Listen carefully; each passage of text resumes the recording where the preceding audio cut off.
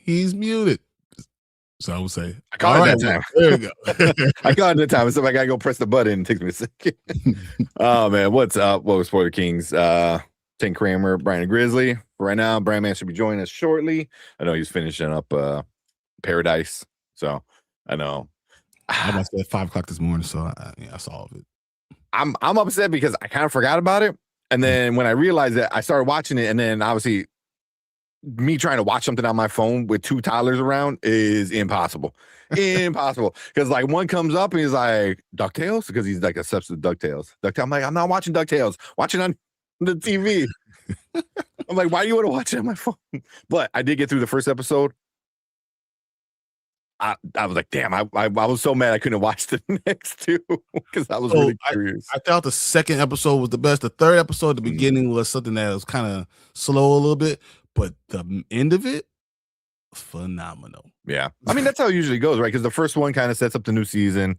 Second one gives you like, bringing stuff together, starting to set the story. And the third one sets up like the problem of the story. The same thing with Cross. Cross was kind of the same formula with it, but yeah, that's why you do 3. That's why you do 3 episodes of release, and it makes perfect sense. And it works. Yeah, I do have a problem that what I have my main character shouldn't only be in 1 episode.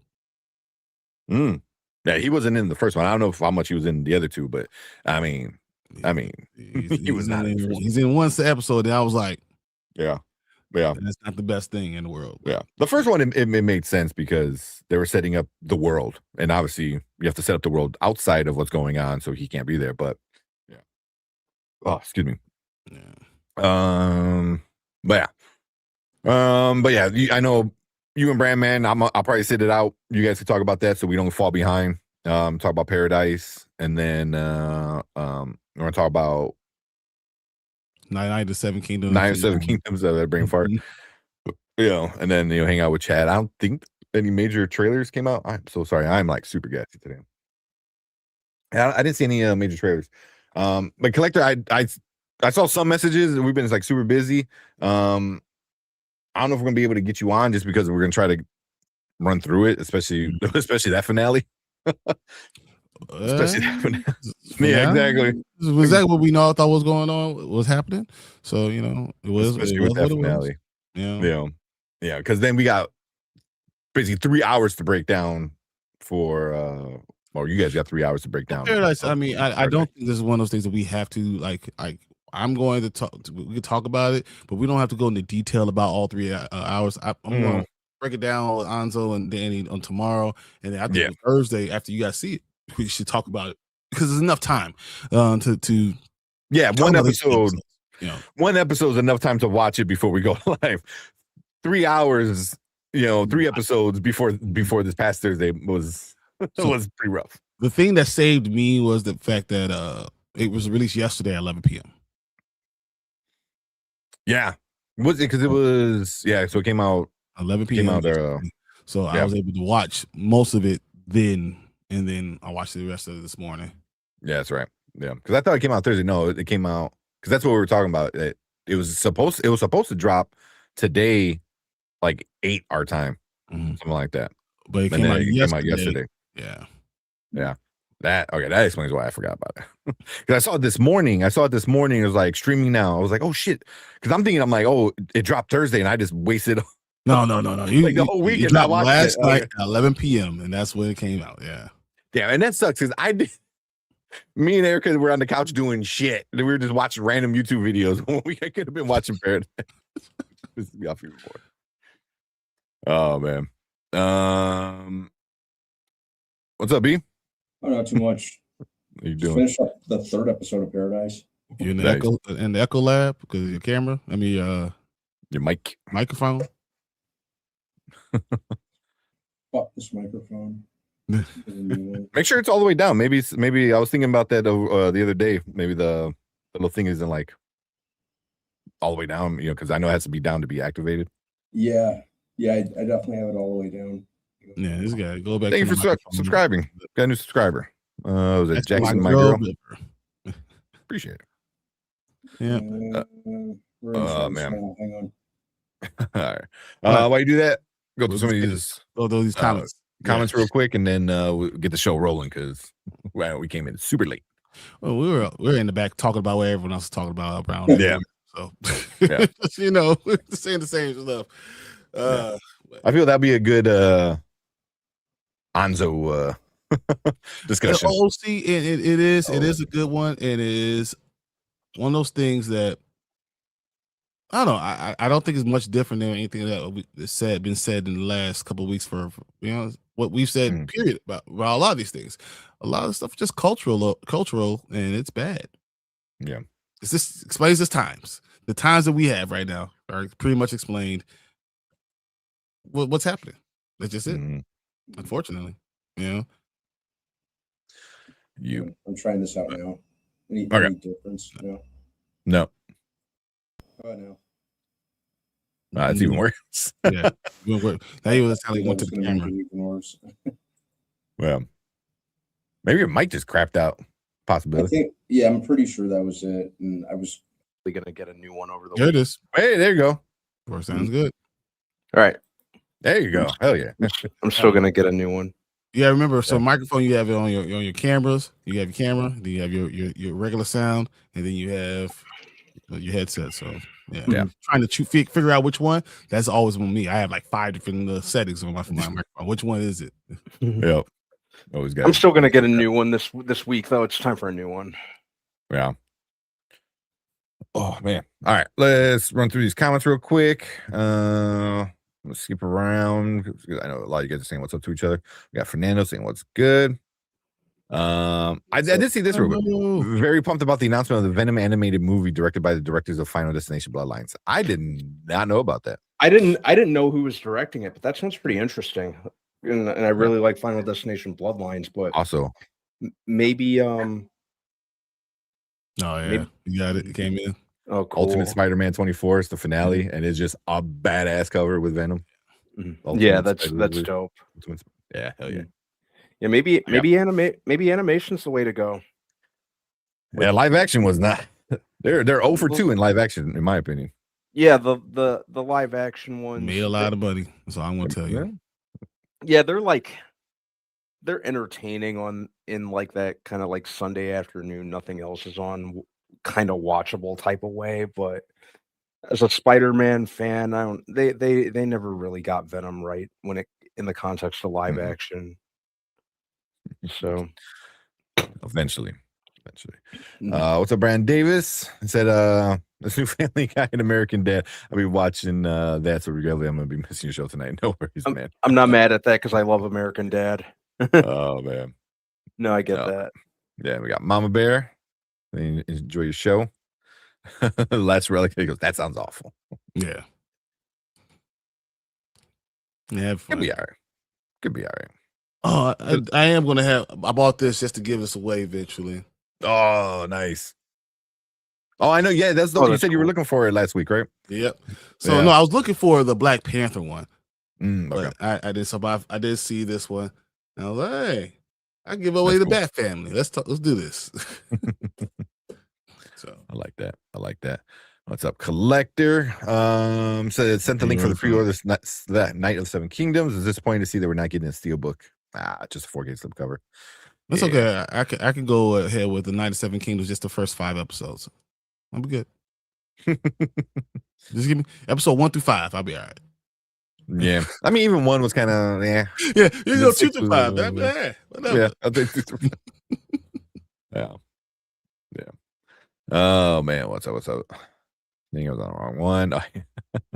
Saying what's up? Says Take and Mingle 1, 2, 3, 4. What's up? We got Tony. What's up, Tony? He goes, oh man, them Spoiler Kings are back here, shorty. Always ready to go, talk about all this stuff, have fun.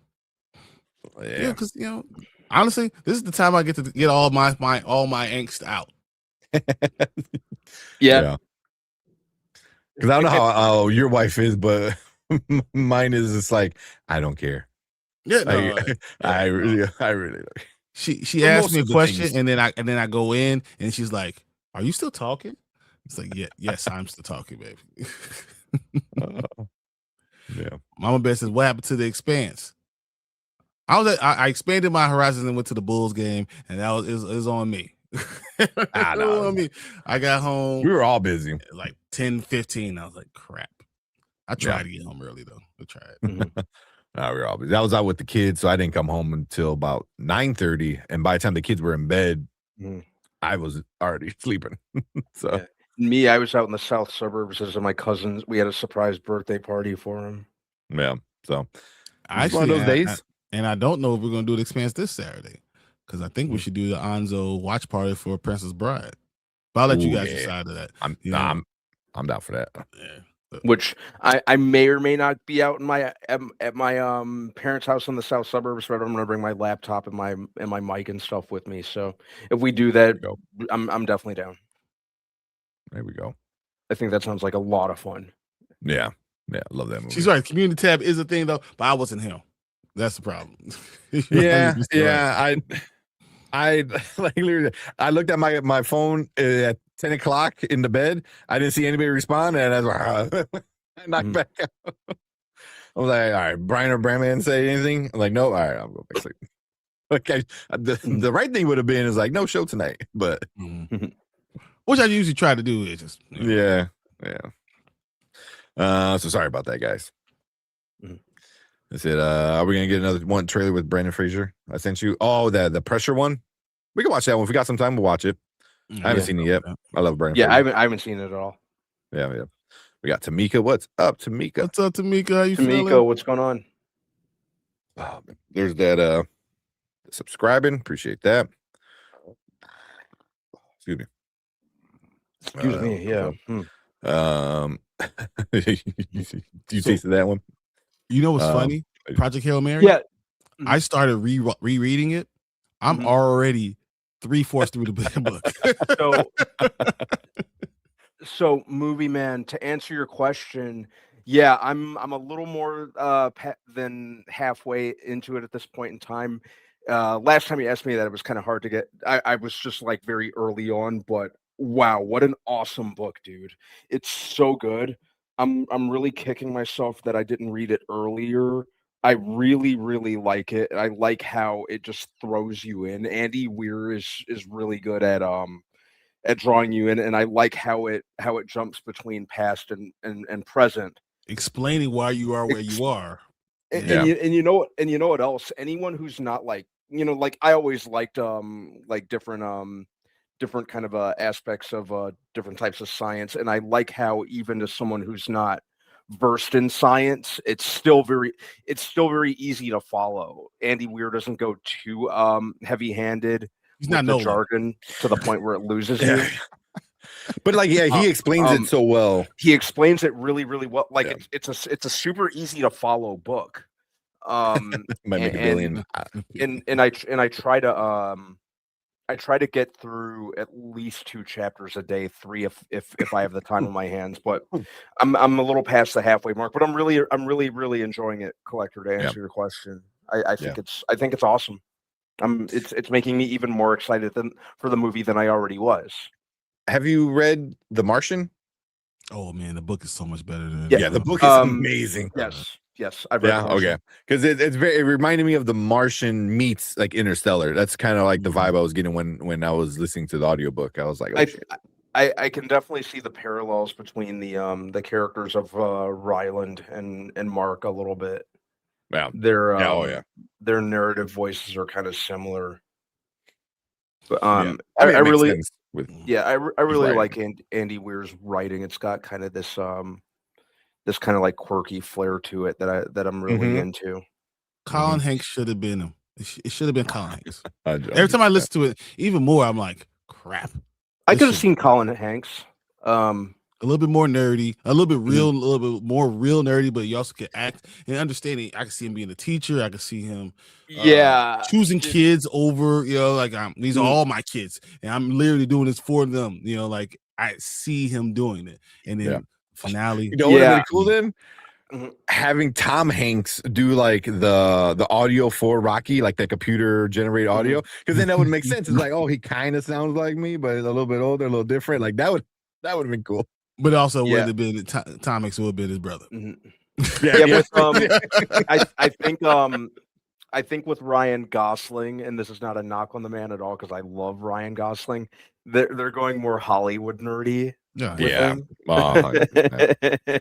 It's kind of Yeah. like it's kind of like like Nice. with the book Mortal Engines, or Ready Player One, like with the female leads. Like I love the Mortal Engines books. Like they made the character of Hester Shaw Hollywood ugly. yeah. Yeah. As opposed to the books where I don't know if anyone's read Mortal Engines, but like they describe over and over again, they emphasize how unsightly she was to look at. And Isn't that what they always do? Oh yeah, Game of Thrones did it with Tyrion. Was it Tyrion? Yeah, Peter Dinklage's character. Like he's supposed to be deformed. Like in the show, should be like he's just a little 300. person. It should be like 300. Like messed up face, and he's like barely like walking shit. Like that, like he was like messed up. They did The Witcher. Well, I guess The Witcher was more. She actually was. They made her look ugly, and then you find out. Come on, they put all the prosthetics and everything. So yeah. exactly. But Andy Weir is gonna be at C2E2 Sunday only, and I know like Collector said he's gonna get the collector edition of the Martian. So my wife has the original, like the first prints of both the Martian and Project Hail Mary. So I think we're gonna bring him and try to get him to sign it because that'd be pretty cool. Bring my copy, yeah. So I got this today too. So or I might get another copy Nice. of the book. Because I want the original cover from the book. Yeah. It's all the newer ones are like the movie poster. Cover. And you know what? Like when I went to Target looking for it the other week, I was in such a rush that I just grabbed it. Yeah, and it has the movie. So if you go to Half Price Books right now, it's they have. It's not first print, but they have some of the original cover ones. Yeah. I think it was $16.99. I think it was. It wasn't that expensive. It was expensive. It's not bad. I also got this one. Nice. Yeah, I got to sign. What's got started? It just came in. So it just came in. Oh, so we're showing. I'm sure what I got. Yeah, I got the Puppeteer cover. Why hasn't it come in? It hasn't come in yet. It says it's supposed to be here, and it hasn't come in. It's pissed me off. So I got that one that came in, and then I know I showed you guys this one, but this is the Akira cover of the Batman. I got this for like a crazy good deal because it's down on this corner. It's damaged, so it's not like worth much. But I don't give a shit. I just wanted this one so bad because I ordered the Superman version of this that just came out and sold out super quick. But my favorite one and probably the most expensive one I got so far was this one. This is the Chuma Hill. This is going for this raw like this. This is going for like 150-ish, give or take, on eBay right now. It's a gorgeous cover. I love this cover. Also, I don't want to spoil what Poison Ivy is in the new issue, but I like it. I liked it a lot because the whole time it was like, oh, she's so hot, like, oh, but all the dudes are fucking like, demons from hell, and then like she's so hot, and then you read the issue, you're like, oh, okay, I see what they did there. But I thought I saw that already though. And I was like, well, they hid it until like the day it released because I got another cover that who I forgot from who Mark Brooks, I think, Mark Brooks. So Mark Brooks. Okay. I got that cover, and that was the same thing. It like sold out super quick, but yeah, love the Absolute Batman was great. Yeah, I'll probably since I've been sick. catching up on comics, I'll probably finally get around to Absolute Batman tonight after this. Yeah, oh, that was a good one. Okay, coming in the 23rd. Today's the 23rd, isn't it? Yes. Yep. It was supposed to be today. Good Lord. Would you get it from 616? Yep. Yeah. Trying me nuts. So I got some from 616 and got some from BTC. Big time collectibles, Yeah. It's take forever. Drive me nuts. The Chuma Hill one, the like water paint kind of one, it was only like ECGCE. It was a weird kind of thing. They were the only ones that sold it. So like I never bought from them before, but they weren't too bad. There's actually Absolute Robin. I thought you guys were joking about Absolute Dick. Yeah, no. It's so he already pre-ordered the thing with the R and everything. Already pre-ordered. No, that's not even the cover. I found out. Yeah. That's the redacted cover. So I was like, oh, so that's gonna be interesting, whatever it is. But the rumor is it's Robins. So yeah, I heard that too. That's the rumor. So we might get multiple Robins coming in, which would be interesting. I don't think so. I think that might be the thing. I think it's gonna be Dick. So many people are like, oh, it's gonna be, blah blah blah. I'm like, no, Dick Grayson's already in the universe. They showed him multiple times. They showed him in issue 17, like he's gonna be. I think that's who it is. So now I'm all looking at my stuff like, man, I'm mad. Oh, I got so much shit, like just of Poison Ivy shit. So I hope it should be all sending out, but I'm like starting to message people. I'm like, where's my shit at? Where's my stuff, man? I want my stuff, man. Yeah, when we coming around with fake mustaches and hiding out. Yeah. Jacob. So okay, appreciate that, Jacob. Then okay. So Dick isn't usual. Yeah. Oh man. She's not gonna be ugly as hell without the mask. Scarred. He should be scarred. Be scarred. Scarred. Yeah. 100%. He has to be scarred. That's the only thing that makes sense. Yeah, absolutely. Yeah. They introduced me to Egg Pop. I'm just saying. What's that? What's Egg Pop?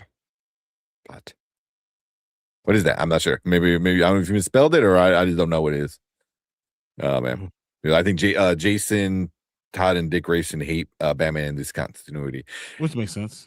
Yeah, I mean they already kind of had a little bit of Dick saying like, what the hell's he doing? So we'll see. The Sunday show, I'm saying about Dick isn't unusual for them. I'm saying Dick isn't unusual for them. Yeah. See that I think I missed a few. I missed Sheed. Yeah. What's up, Sheed? Yep, he's in here. Ace is in here. Talking about that's me. We were talking about it before, so bro. We were talking about it behind stage.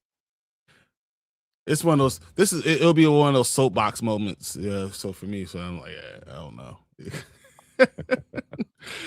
How far do I really want to go with that? I was like, it's sometimes things are a good time. You want to enjoy the good time before realize how bad America is because we suck. You're not wrong. Just at all. Good Lord, man. It's like Jesus H. You look at the people that represent America, and you like just want to just. I mean, it makes me want to vomit sometimes. Like literally thinking about it, like, oh my god, you're the one, really? Like, come on, guys. I feel like this is like I'm being punked. Where's Ashton Kutcher? He needs to be coming out and saying, "Just fooling you. You just got punked," because that's not what America really is. But no, it's like, haha. It's what America's always been. Come on back, guys. No, it was a joke. This is not what really is happening, guys. Come on. Let me show you all the people that played in this. But no. Tony said I need to watch Cross. I have, solid show. Not through, check it out. Watch right now. Watch. Yeah, right nothing now. to watch right now. No, nothing to watch right now. It's good. Definitely check it out. I really enjoy it. I think knowing Tony enough, through chat and stuff, I think he's gonna like come back and be like, that villain. Look, Tony, there's so much sex in this show. There's at least 2 sex scenes in every episode. How about that? A lot. Everybody getting it. She's like everybody between him. Bad guy, good guy. Everybody can get it. Pulling over to the side of the road. Everybody can get it anytime. You never know. Yeah, side characters, the villains, the heroes. Absolute dick.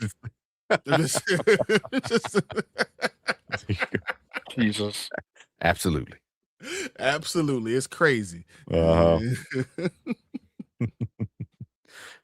And Ace was. I was looking for The Expanse, but then I was like hoping everyone was okay. Yeah. I went to the Bulls game, and we had floor like almost. We're in the 8th row. We were really close, and it was a lot of fun. But even though it was terrible, these guys were terrible. And then we went to a steakhouse, and I was like, man, I was so full. They're like, you want to hang out? And I realized I don't want to hang out at all. I'm too old. Anything past 9 o'clock, I want to be in. I want to be home. I literally want to be with you guys all the time because I do not want to be out doing anything at 10 o'clock. 10 o'clock. If I'm not either in my bed or in front of my computer, something's wrong. So. Yeah, like 9 o'clock eating a steak. You're like, tastes good now. I'm gonna get that. I was like, why am I here? Did the Bulls win? I don't even. Did they win? No, they got that butt whooped in the third quarter. I think they got outscored 44-20 in the third quarter. I was like, man, this is some bullshit. I could be at home. Oh man. See, Collector said, Brandman, I saw you posted all that Instagram that you're doing the workouts with your mom. That's really cool. That is really cool. Mm-hmm. No, it was. I mean, I saw you, and he had the dumbbells working out. I was like, man, I'm about to start posting my stuff. Forget you. Doing his Arnold impersonation. So if you're gonna do that, I want to do that, man. How about that? You know what? I want to start doing. I'm gonna do my pull-ups. I'm gonna do my bench, my deadlift. I'm gonna start posting all that too. Just right now, I'm gonna be acting like Brandman. I'm gonna have my little t-shirt on, and I'm gonna be doing and do it all. This is gonna happen. It's happening, guys. Don't worry about it. Coming to a TV or a computer screen near you. Me being Brandman. I'm gonna have my little hat on. Let's go. I like it. Let's go. That's awesome. That's awesome. And then Fernando just wants to trigger us about Indiana past the ability to lure the Bears away from Chicago. No, but you're 100% right, Fernando. Like literally, when you look at the Bears, if anyone told you that I'll give you free rent, no tax-free land, you can do whatever you want with it on Lake Michigan, less than 20 miles away from your original where the stadium is right now, for free. And you can sell your team now for $13-14 billion because you have land on Lake Michigan. Who wouldn't be interested in it? Now, I know for a fact that it seems like we're going to get a lot of stuff. Arlington Heights is going to have another second session at it, and the city of Chicago is going to push forward again one more time. But Arlington Heights is probably still going to happen. But if the Bears don't look at Indiana seriously, they're wrong. Yeah. I mean, say here, everything's free. Come over here. Free 99. Free 99. Let's go. Yeah. We'll see how that goes. Brian, don't tease me with a good time, bro. That's what I mean. I think you'll like it. For Tony. Besides the story being good, the visual aspect of it all, 100%. It's like 9 out of 10 women are attractive. I'll give you that. I'll say this. Every time a woman comes on the screen, there's a possibility that someone's going to be doing something all the time. Somebody is getting something. It's crazy. Yeah. Oh man, she's saying Paradise is on. Oh yeah, Paradise just started. Paradise was great. So I saw all 3 episodes. We had to kick Tank out here when we were talking about it. But episode 1 was Shailene Woodley. We don't have to talk about her. And I like her episode, but I have a problem with the way they did this. Mm-hmm. That's why I have a problem the way they did these episodes and the way they did them. But I will say, I like it still. Yeah. Oh, excuse me. Yeah, so you guys talking about the BAFTA stuff. So yeah, I have thoughts about that. Yeah.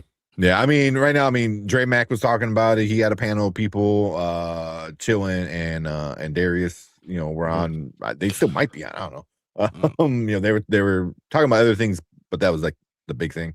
Mhm. So, I mean, it's something that I definitely want to talk about, but it's not. It's one of those things that if you talk about it, it can't. I think it needs to be its own show, its own topic. It's too big of a something to just be mentioning it. Yeah. Yeah, exactly. It can't just be a segment of the show. I think it needs to be the main and the only talking point. So I don't know. I mean, if you guys really want to talk about it, we can figure out a day and talk about it. I mean, if you want to talk about it, I know. We were talking about for a good like 30. Yeah, we could talk about a lot of this stuff. I mean, but how about this? Guys? Let's get through Paradise. Let's get through A Night of Seven Kingdom, and let's see if there's any time to even talk about. Because you don't want this is not one of those things that just are a quick talk. Yep. It's not a quick talk. This is something that you really want to talk about. Then it's it's problematic. Mm-hmm. And there's a lot of people involved. And I will say the last one thing I want to say on this is that I'm sad that Delroy and Michael B. Jordan had to deal with that during their moment. That's why I'm upset about. Me too. Yeah. And I'm willing to talk about it further and go into more detail later. Yeah. Lawrence says do 3 hours. Do I could literally I think if we wanted to, I would sit there and we could talk about this for a good 2 hours. Yep. And talk about details about why and what's the problematic of this country and it's not it's the world at that point because that's in Britain. That's British. It's a worldly issue. But hasn't that because of what America has done? Yeah, they're the initiators, I guess.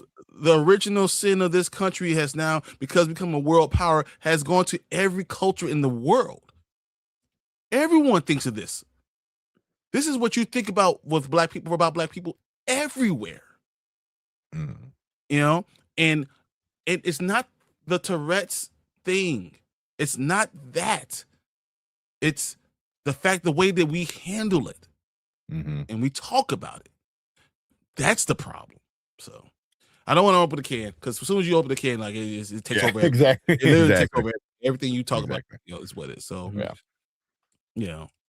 but it is what it is. And that's why when we can do. Because I know you're still taking a break for you might do the Bears one tomorrow, right? Just because of all the. Could do a quick one, but I'm probably not. Yeah, okay. Because right now, like football is done, so Brian's taking a break from the football stuff. I have a little while, 10 days before the season starts again. So once the season starts again, I might come back in and do that. So. Yeah, so that's why Tuesdays and Wednesdays are like his off days for now.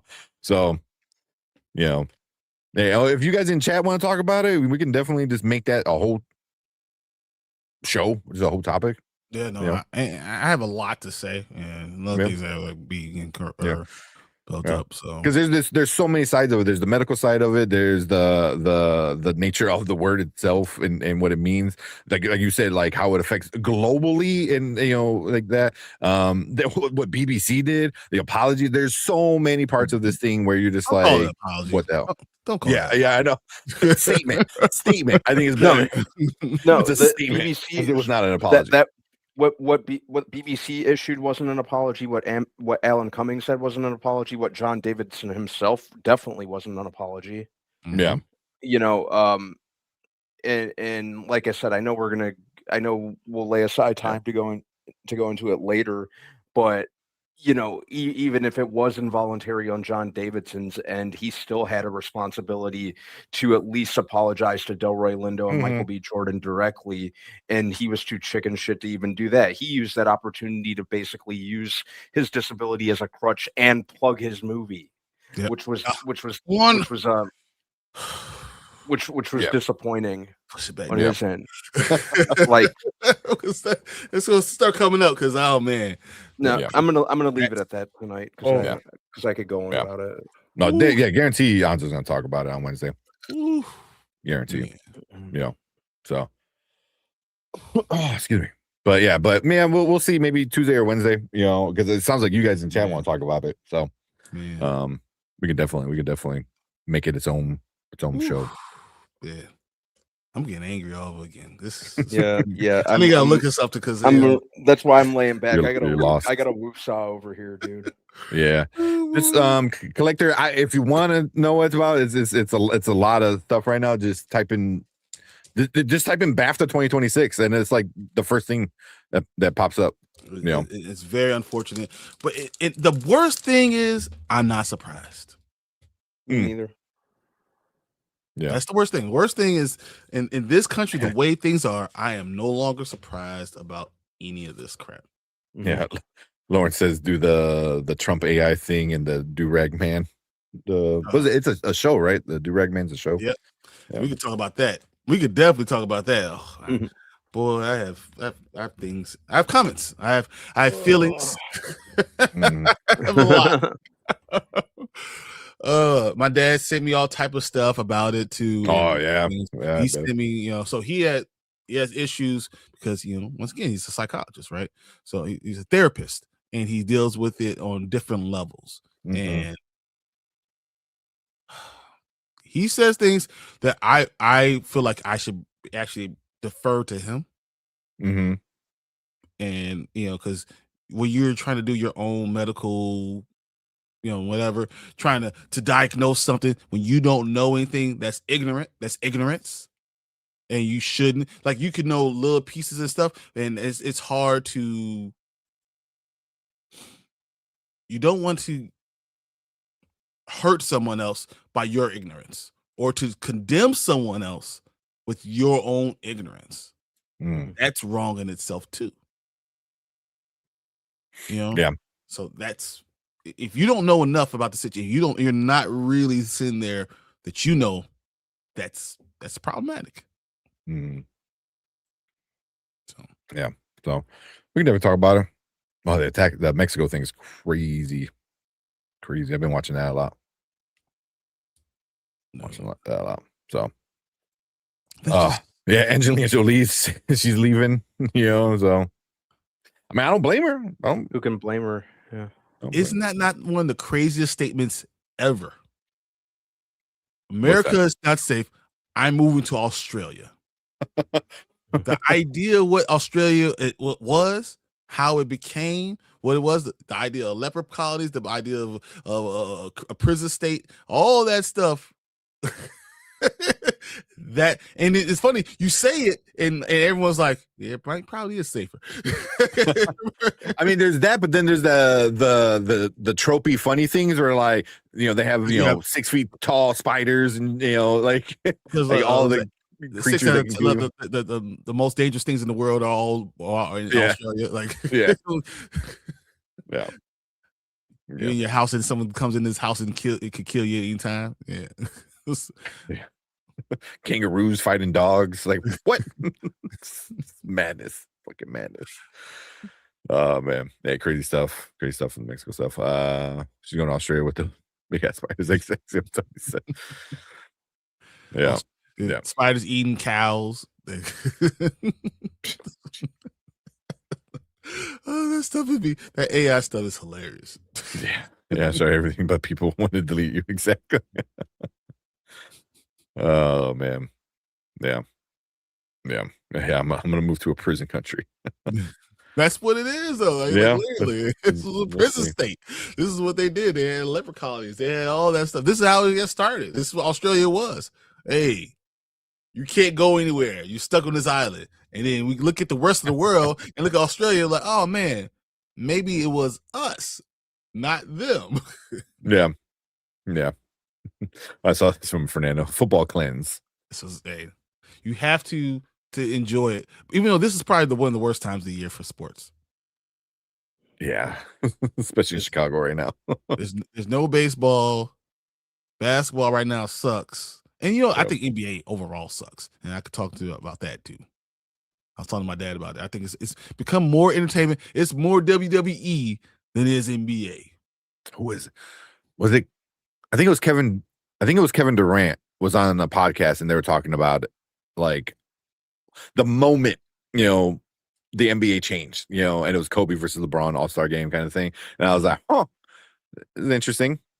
Because they create this stuff. And, you know, Yeah. it's become created moments, and I hate created moments. And that's why I think sports is no longer sports. I think sports is now entertainment. It's no longer about competition. It's about, can I entertain you? And will you gonna enjoy this last 5 minutes? It's become the WWF or WWE, whatever. You know, it's yeah. Dr. Studios Whitey. Dogs or cats? Dogs. That's so hard, man. For me, it's both. I hate cats. Only cat that I ever liked was yours, cat. I hate. They're literally sneaky and they rip up stuff, and I don't trust them. They always look at you with that side eye. They look at you with the cat eye. Like, hey, I feel like they're always plotting on me. Always ready. Always ready. I think for me, it always depends. Like which pet pissed me off that day, then I'll pick the other. If the dog's being annoying, then cats are good. If the cat's being an ass, then dogs are good. Oh man. All right. Sorry. Side-eyeing Durag man. Yeah, and his powers. It's supposed to be, you know, bringing light to a lot of stuff, but it does bad stuff, man. Yeah. If you want to look it up, collector, you know, but it's a lot. The name and anime should I draw? I have One Piece, Demon Slayer, Dragon Ball Solo Leveling, Chainsaw Man. Just getting Joseph Bizarre. Wow, what else should I draw?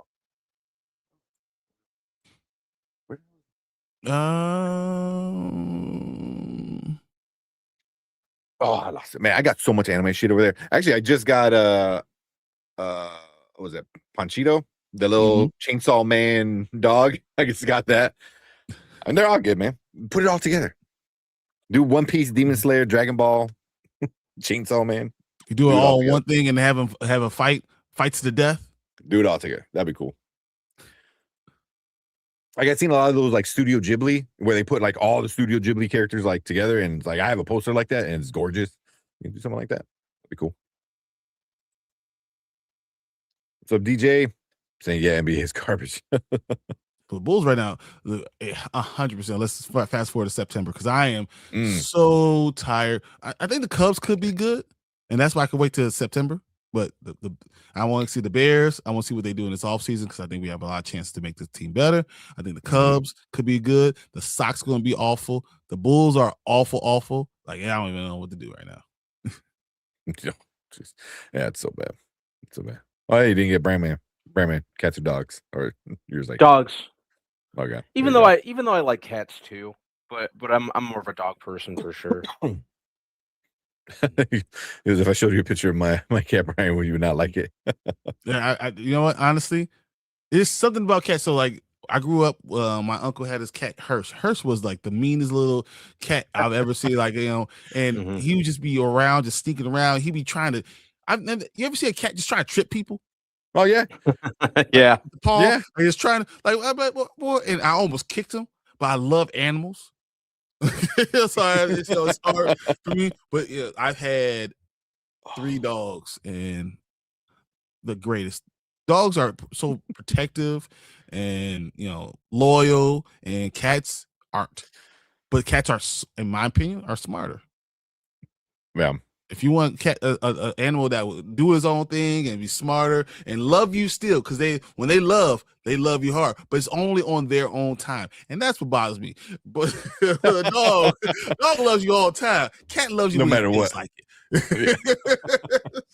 That is true. That's true. Oh, there speaking. I got my cat right there. His paw print and his ashes. That's awesome. That cat was definitely. Cat's always on stream with me. I had so I have like a table right here, like a little raised table. I had a bed, so and he would sleep on it a lot. And I had a camera that would look right down on him. So when I would stream like different games, I had my little cat cam, you know. And then he got tired of it. He never came up here. I think he was getting old, so he didn't want to jump. But when he wanted to come, he wanted to be right next to you. You just Well, he would come up by me. I would pick his ass up. Yeah. Now you make me sad. So let's just stop talking. Oh man, got a great cat. I got a gray cat named Gray Cat. That's what I call him. Hey, Gray Cat, let's go. Yeah. Oh man. Ace, I know you have I know you have a funny joke here. I'm glad. I know. I'm glad you're not. That's the one I want to. Everyone's talking about kitties. You want to look at my kitty? You want to touch my kitty? Come on. Oh man. Yeah. All right. Oh man. He looked when you said that. It's a great cat. What? He's like, that's awesome. Oh man. All right. Oh, you guys got your Badlands and your now you see me now you don't. The DVDs. I got Badlands. I think Now You See Me Now You Don't was actually really good. I enjoyed it. I liked it. Enjoyed it again. I really did. Yeah. I mean, it was fine. Hey, I'm not gonna buy it. I don't think I'm gonna buy it. So, but I got Badlands and I got Wicked for Good. I just got the regular 4K Wicked for Good. Oh yeah, I already had that. So yeah. I think I should be getting my Excalibur pretty soon. Something else I think I'm getting. So, but yeah, I bought a new shelf. I bought 2 new shelves. Nice. It's just stupid. I feel like that's like every pet's nickname at one point. Oh, like my dog responds to "shut up." Like, huh? It's like, not you. I mean, I'm saying that to the kids. I call my girl's name and my dog comes in all the time. Like literally, if I don't close the door, he comes and he sits right next to me. He likes to sit on my feet and just like the warmth of it. He just in all the time. So like every morning at 5:45 a.m. he comes and wakes me up. And I'm like, dude, if you don't go to the girl and go tell her to take you outside. Now you see me, now you don't. Forgot about it. Now my youngest is like 18 months. He's his like big thing is right now is like, where are you? So he goes, Dada, where are you? You know, like, or like, Mama, where are you? So he knows the dog's name. You know, my dog is his name is Poe. So he goes, Poe, where are you? And then the dog, like, you know, his cage is in the kitchen. He has like a little corner, and he like turns his corner and he picks his head, and then he gets the little, like, he gets all excited, and he's like, but then the dog comes up to him, and then he like doesn't want to mess with him, and then my older one comes and wants to like tackle the dog. So it's like one wants to like tackle him and ride him, the other one like just wants him close but not too close. My dog literally, she had steps in both my girls' beds that they bought on their own. And they said one bought it and the other one had to buy it. And he literally walks up there and I come up. So I leave here and I go check on my kids all the time. And I go to their rooms and he looks at me and he's like sitting there. And if they're ever sick, he's always with the sick one. Wherever's the one who's not feeling good, that's the one he goes with. And he sits there and he just holds it in. He's like he's protecting over them. And he sits over and just makes sure they're okay. And like my one daughter, Charlie, was sitting there, she was coughing, and he was just sitting there, you know, rubbing it. It's okay. It's okay. It's okay. Oh, that's cute. That's like, cute. Man. And that's why I'm a dog person right there. My dog's a little shit. 9 o'clock rolls around. He's like, I'm going to bed. I don't know what the hell y'all doing. I'm going to bed. like legit. Like we never really trained him like that. He just like 9 o'clock rolls around. He's like, I'm going to my cage. I'm going to my bed. Leave me alone. Oh man. What's up, Akers? What up, Akers? Yo, rest in peace, Robert Carradine. Yeah, just read about that. Yeah. Dang. I know Robert Duvall. That's what Robert Duvall. Yeah, a couple weeks ago. Yeah. Yeah, Robert Carradine, Louis Skolnick from Revenge of the Nerds, and Lizzie McGuire's dad. Oh shit! Loved that guy. Yeah, that's right. Damn, it sucks. How old was he? He wasn't that old. 71. 71. Yeah. Damn. There's a lot of deaths. 2020. Yeah, I was gonna say 2026 sucks. Yeah, and we're not even 3 months in. Holy shit. Yeah, man. For many reasons, it sucks. For many. Oh man, there you go. That picture of the kitty. Let's check it out. Let's see. Check out the kitty. Like oh man. Let's see. Yeah. But I don't. Kitties are cute, and that's why I don't want to sit there. They're always are cute. You know, I just don't trust them. Just look at you. You know, what? Remind me of women. Like you can be cute. I sleep with one eye open. Yeah. They love you when they want to, kind of thing. Exactly. Same thing. When I want the loving, that's why I want to come over and get your loving. But until then, stay over there. Yeah. That's funny. Man, that's terrible. Oh man. You guys want to knock out the 97 Kingdoms, and then you guys can. That's fine. You guys can do the other one. Do Paradise. Yep, that sounds good. And then we could do all the other stuff. If you guys are available tomorrow night, I can do the BAFTA tomorrow night. We can do it with everybody. Yep. Oh, and tomorrow I go back to work. My first day back to work. I know. Man, that's why I was like, maybe you could do it tomorrow night. No, I should be okay. Today was my first day I drove a car since the day I had surgery. I drove to the surgery, and then that was the last time I drove a car. And then today was the first time. How was it? That's all right. Yeah, it's just it was all right. Like once I was like kind of used to it with the angle where my knee was at, then it was pretty good. But I'm pretty much like right now I don't have my brace on. He's like, yeah, you don't have to wear it all the time anymore. I'm like, dang God, I cannot sleep with that damn thing on anymore, man. It sucked so bad. I don't know if you guys noticed, I've taken the braids out of the hair. I didn't even stop to pay attention to that. My bad. Yeah. There's some girl at the gym told me she thought it was extensions. I was like, what? What? Extensions. I look around, extensions. I'm talking about, I just have a long hair. Oh man, that mine I raised the bottom's pit of affection. that look like cats. That's funny. That's awesome. My dog. Oh man. They said, how's that walking coming along? You said last week we were having issues walking still. Yeah, I'm still a little bit, but now that I can activate my hamstring, because like they didn't want me to even activate my hamstring, which sucks.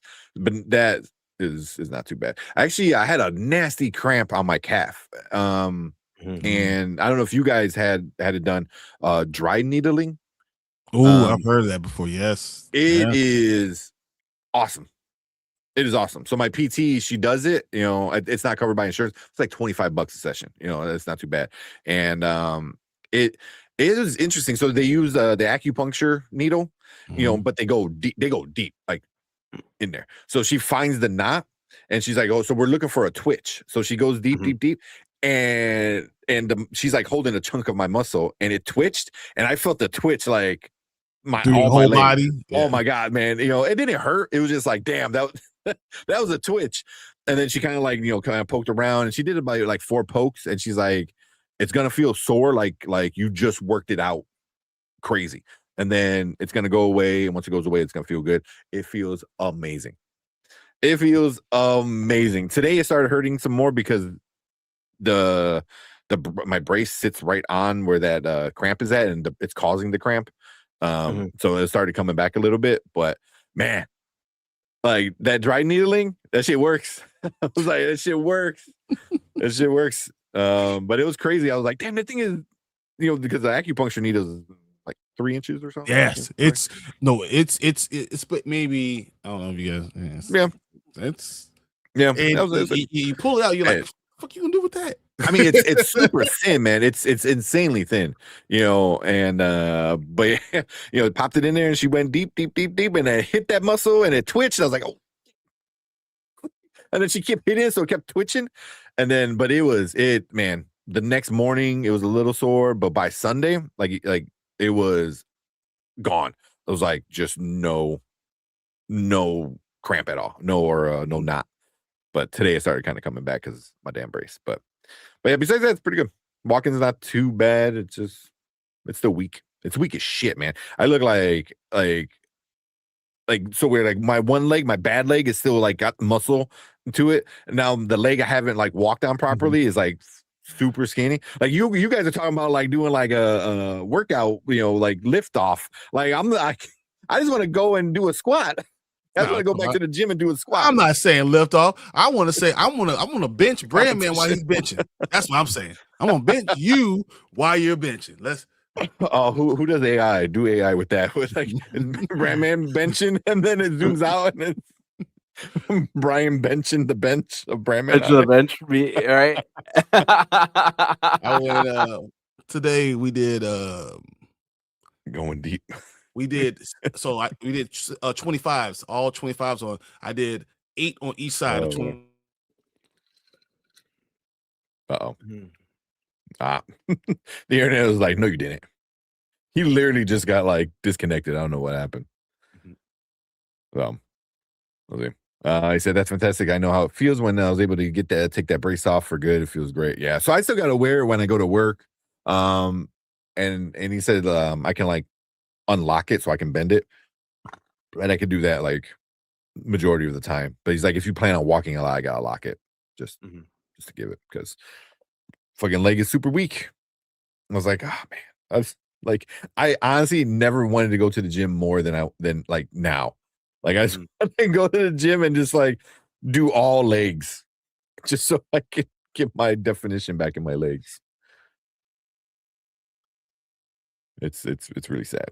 I'm staring at it, I'm like, oh man, like I can feel my thigh just like small. I was like, oh, sucks.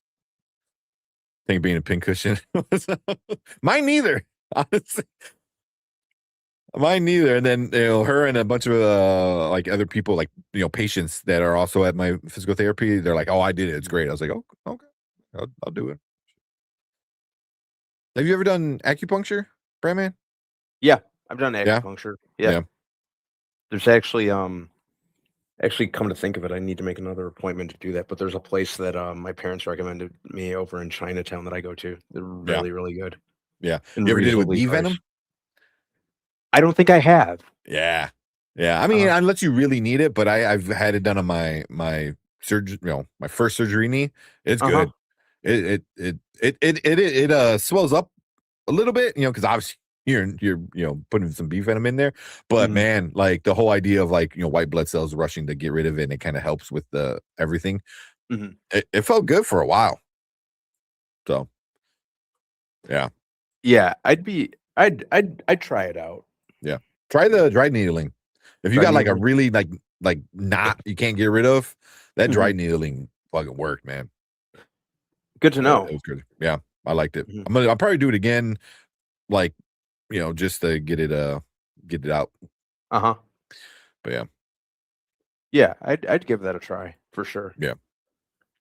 Oh, so the closest I got to acupuncture was doing a dry fitting with my my mom, or a dress fitting. I'm sorry, dress fitting. He's like accidentally poked you a bunch of times.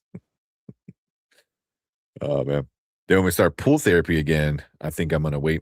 The pool therapy. That's not bad. Nice and low impact and all that fun stuff. Oh man. You guys want me to, do you think of Nights of the I enjoyed it for the most part. I didn't hate it, but we're gonna talk about it as soon as Brian gets back. We're gonna talk about it. I think he's trying to figure it out. I hear him. There you go. Hear him cursing out the thing. Here you go. Mike said, hottest Marvel character. 3, 2, 1, go. I already know Brandman's answer. What? Captain Marvel. Yeah, exactly. I'm just all about her. Especially in the context of live action. I'm a Brie Larson fan. I'm a Brie Larson stan. So yep. Captain Marvel for me.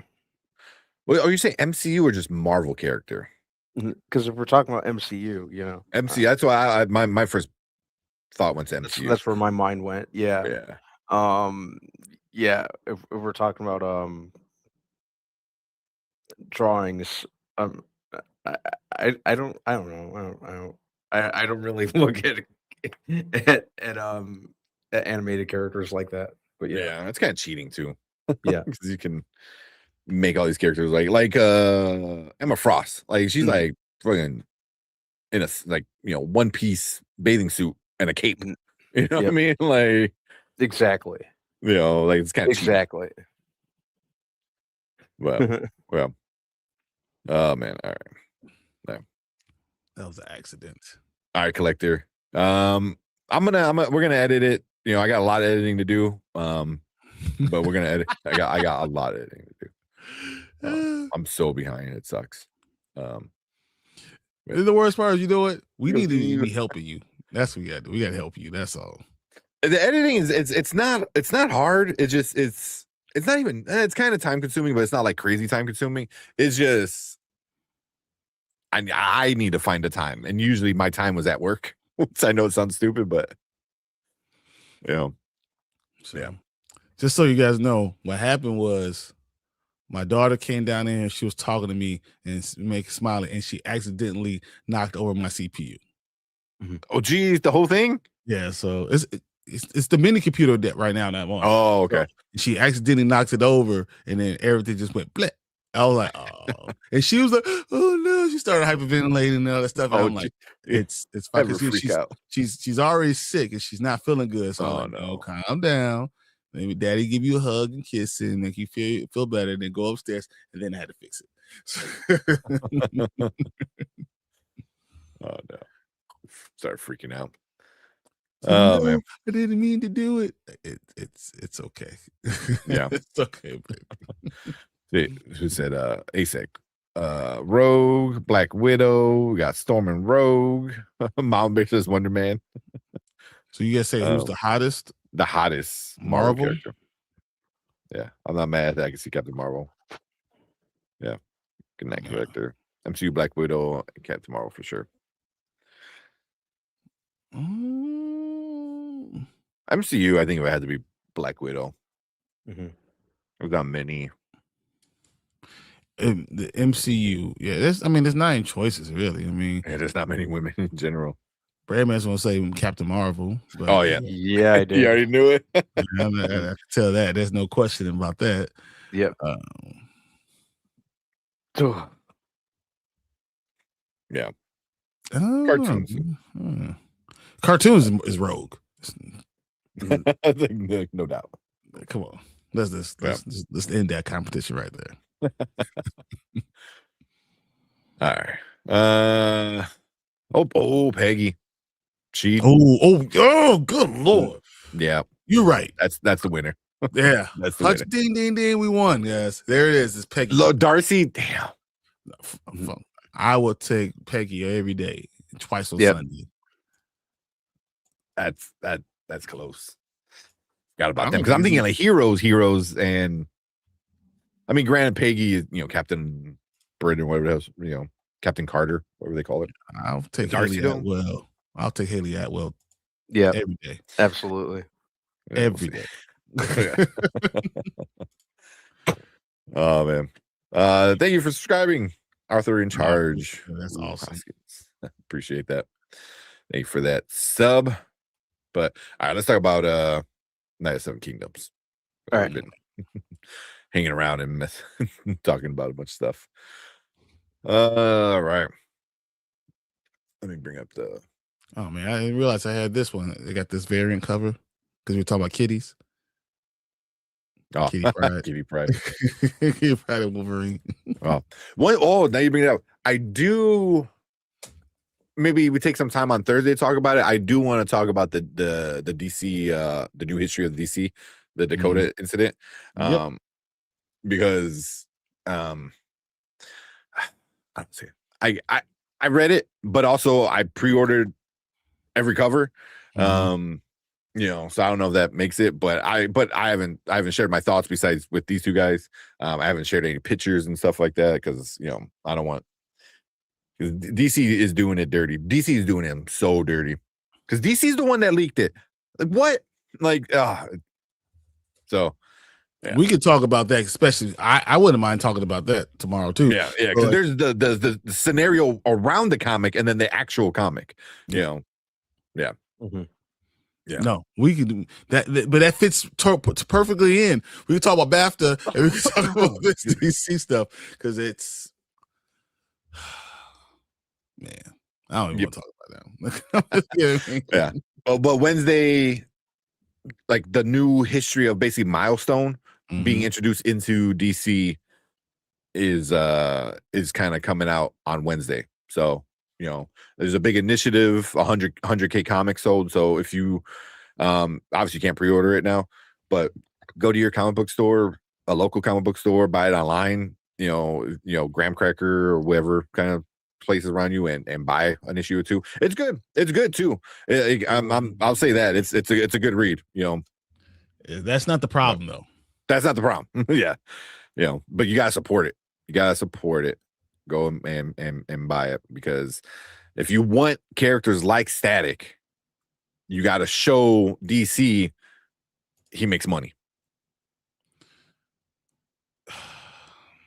So DC just really, the way they do Milestone is just so dirty, and the things that they do is so 100%. bad. And when you turn around and what's it, the guy who the creator that just passed away? McDuffie. McDuffie. I forgot what his first name is. Yeah. So, you know, and the fact that just happened and that we're this close to it, just I don't know, man. Yeah. I don't know. Yeah. Dwayne McDuffie. Yes. Yeah.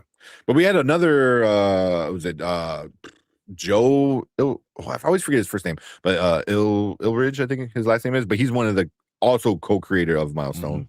You know, so he's involved in the book. There's a lot of people involved in the book. So yeah, but yeah, definitely go pick it up. Yeah, but DC blames on the creators, a Milestone saying that's how they wanted it. DC got problems with right now.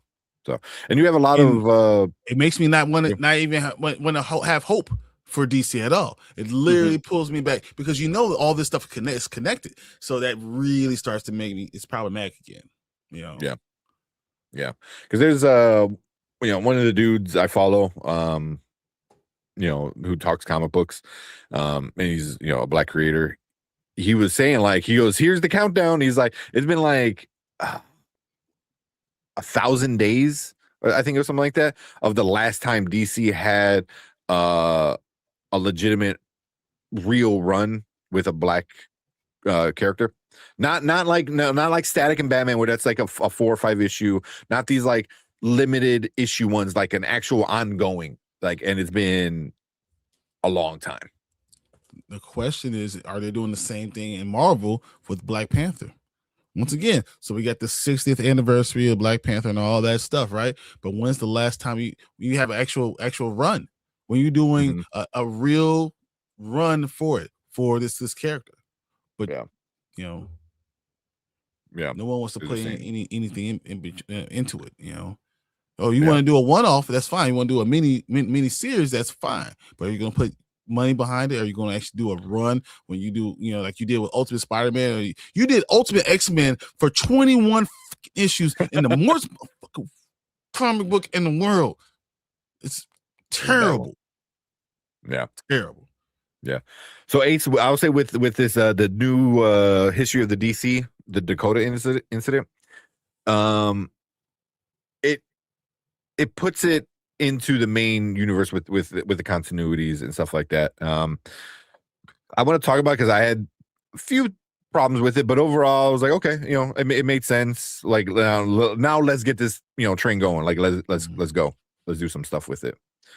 But we'll see.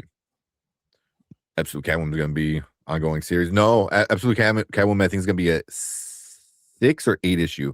I thought 6. Yeah, that's gonna be a limited run. Same thing with Absolute Green Arrow.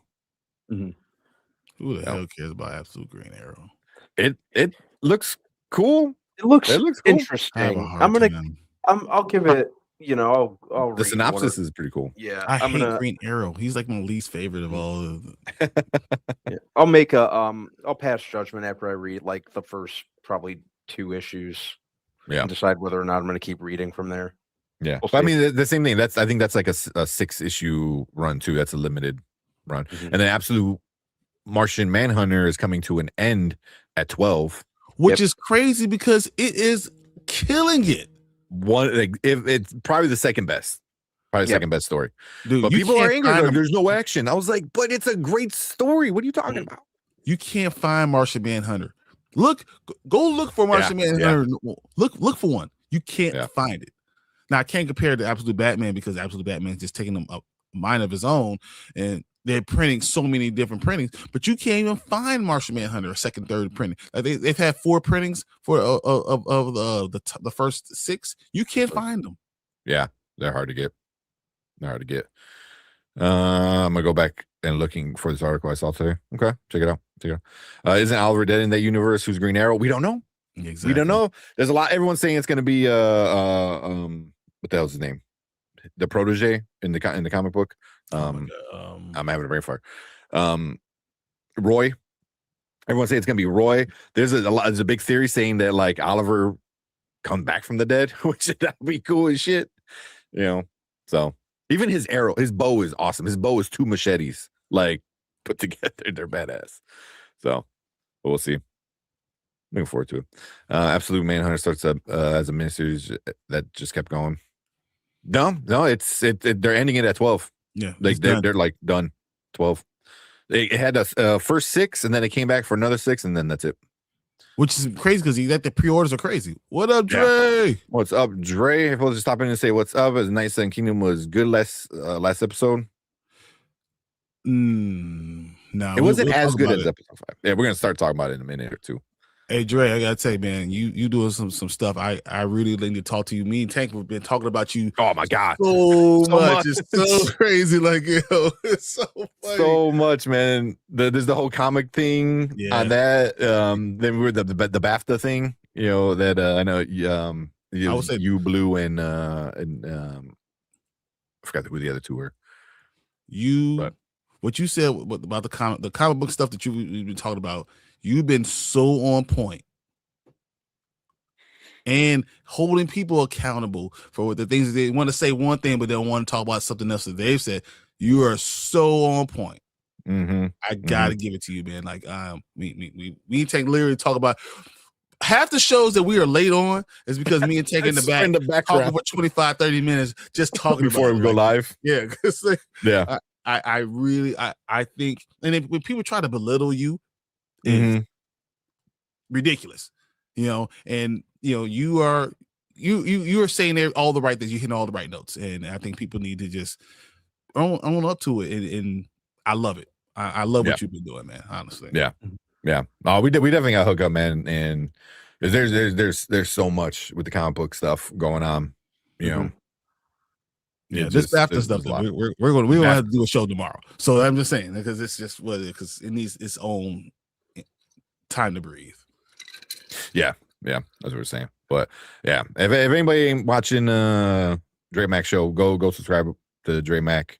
I know you did not the Birdman, but the one where you're talking about Asmongold. Like I already watched that video, so today I watched you watch it, kind of that react kind of thing. So yeah, so he does a lot of like reaction. If no one knows who Dre Mac is, does a lot of reaction stuff. Talks comic books, big comic book fan. So but he does things, and he has good shows. He is quality content, and he's real, and that's what I like about Dre.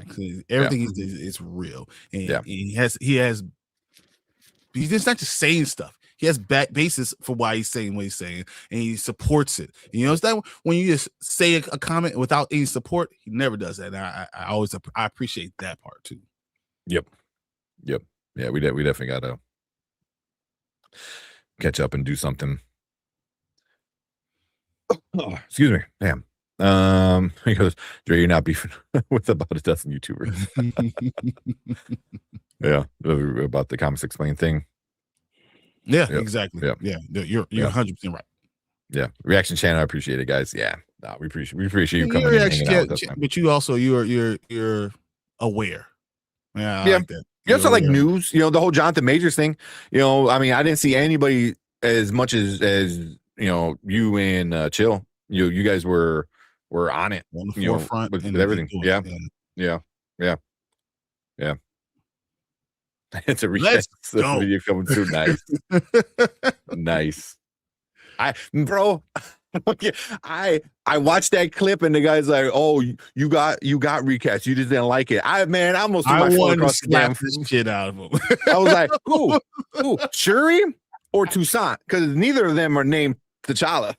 Well, his name is T'Challa. I'm like, no, it's not. It's Toussaint. You don't introduce yourself to your aunt with like no, get out of here. Stupid. You know I don't, because I'll get on my soapbox about what the differences and I know. what they're really trying to do. So let's not even open up that whole can of why you're not T'Challa and what you're not doing and what you're piecemealing people and whatever. Okay, let me not go. Let me not start. Yeah. Because the whole everything gets turned off. Yeah, nice. Yeah, because I was. He said Prince. Did he say Prince T'Challa? I would have to double check that. But he got introduced as Toussaint. Mm-hmm. Yeah, that's the only people were like, "Well, that's his Haitian name." I was like, "My Haitian name." Only watched that movie all the way through once and just kind of left it alone. Left alone. That. Yeah. Mm-mm. No. I'm not getting baited into this conversation tonight. Yeah, not today, man. We're about to talk about Night of Seven Kingdoms. Oh man. All right, but check out Dre Mag. He's always fun, man. Always puts up good videos, fun videos. All right. Let's really talk about this damn show. All right, let's do it. Get it off our chest. All right, let's do it now. Let's go. All right, what is up, welcome to Spoiler Kings? My name is Tank Kramer, Brian the Grizzly, Brandman Brandon, and we're here to talk about the final episode of season 1, A Night of the Seven Kingdoms, the finale episode. After the last one of this epic battle with the awesome flashback scene, one of the best, I think it's like one of the best, if not the best rated Game of Thrones episode. So how are they going to finish the season off after something like that? In 30 minutes. In 30 minutes. But stuff happens. We're about to talk about it. What the hell is going on? Okay. Hi. No idea. What just happened? I have no idea. All right. Brian's like, let me get my soapbox about this finale. Exactly. Now let's talk about it. Episode 6. Yeah. I forgot the Morrow, I think it was called, right? Yeah. Or something like that. But yeah, just everything that happens after it. So we're gonna get to spoilers. So if you haven't watched it, hit that pause button, come back, check us out. We're gonna talk about all the spoilers with this one. We'll start with Brian, since you're down there. Hey, you gonna start with me? It was terrible. This was an awful finale. I don't understand how you gonna have your episode 5 was so fire. Your penultimate was amazing, and you set up so much stuff. And you know what this was? This was boring, and it didn't have anything. It was almost like, I think Brandman talks about it being almost a preview for season 2. That's all this was. This is about, we're going to get in your feelings about what's going to happen for next season. This was a terrible ending to a season, and especially when you only have 6 episodes. So when I really want to get into it is like literally episode 2, 3, 4, and 5 were some of the best things I've seen on TV. Episode 1 and 6, you literally put it between a shit like pieces of bread. Everything in between was great, but the ending, that was terrible. I thought episode 1 was not really good about anything, and episode 6 was not really good. And you could have done what you did in episode 6 in 10 minutes. Mm-hmm. Everything that happened in episode 6 could have been done in 10 minutes. So what the hell were we doing? So like I literally all that stuff that all the stuff that they did could have been summarized in 10 minutes, and you could have did something more with it. I thought they should have done more. Even though I will say the ending of finding out who knew where Egg was kind of interesting. But I could have guessed it. Yeah, yeah. So I do not think this was a great. for such how good the show was, because I thought the show was phenomenal. I thought the episode 6 was lacking and left me wanting. Mm-hmm. Yeah. Okay. What about you, Brian, man? What you think about the finale? I guess I get what they were going for, but I think they went so hard on the last episode or two that I think they just kind of felt creatively bankrupt on where to go and how to wrap up season 1. Mm-hmm. It was just like an extended epilogue, and it was an epilogue. Good job. Yeah. Yes. That's exactly what it was. Yeah.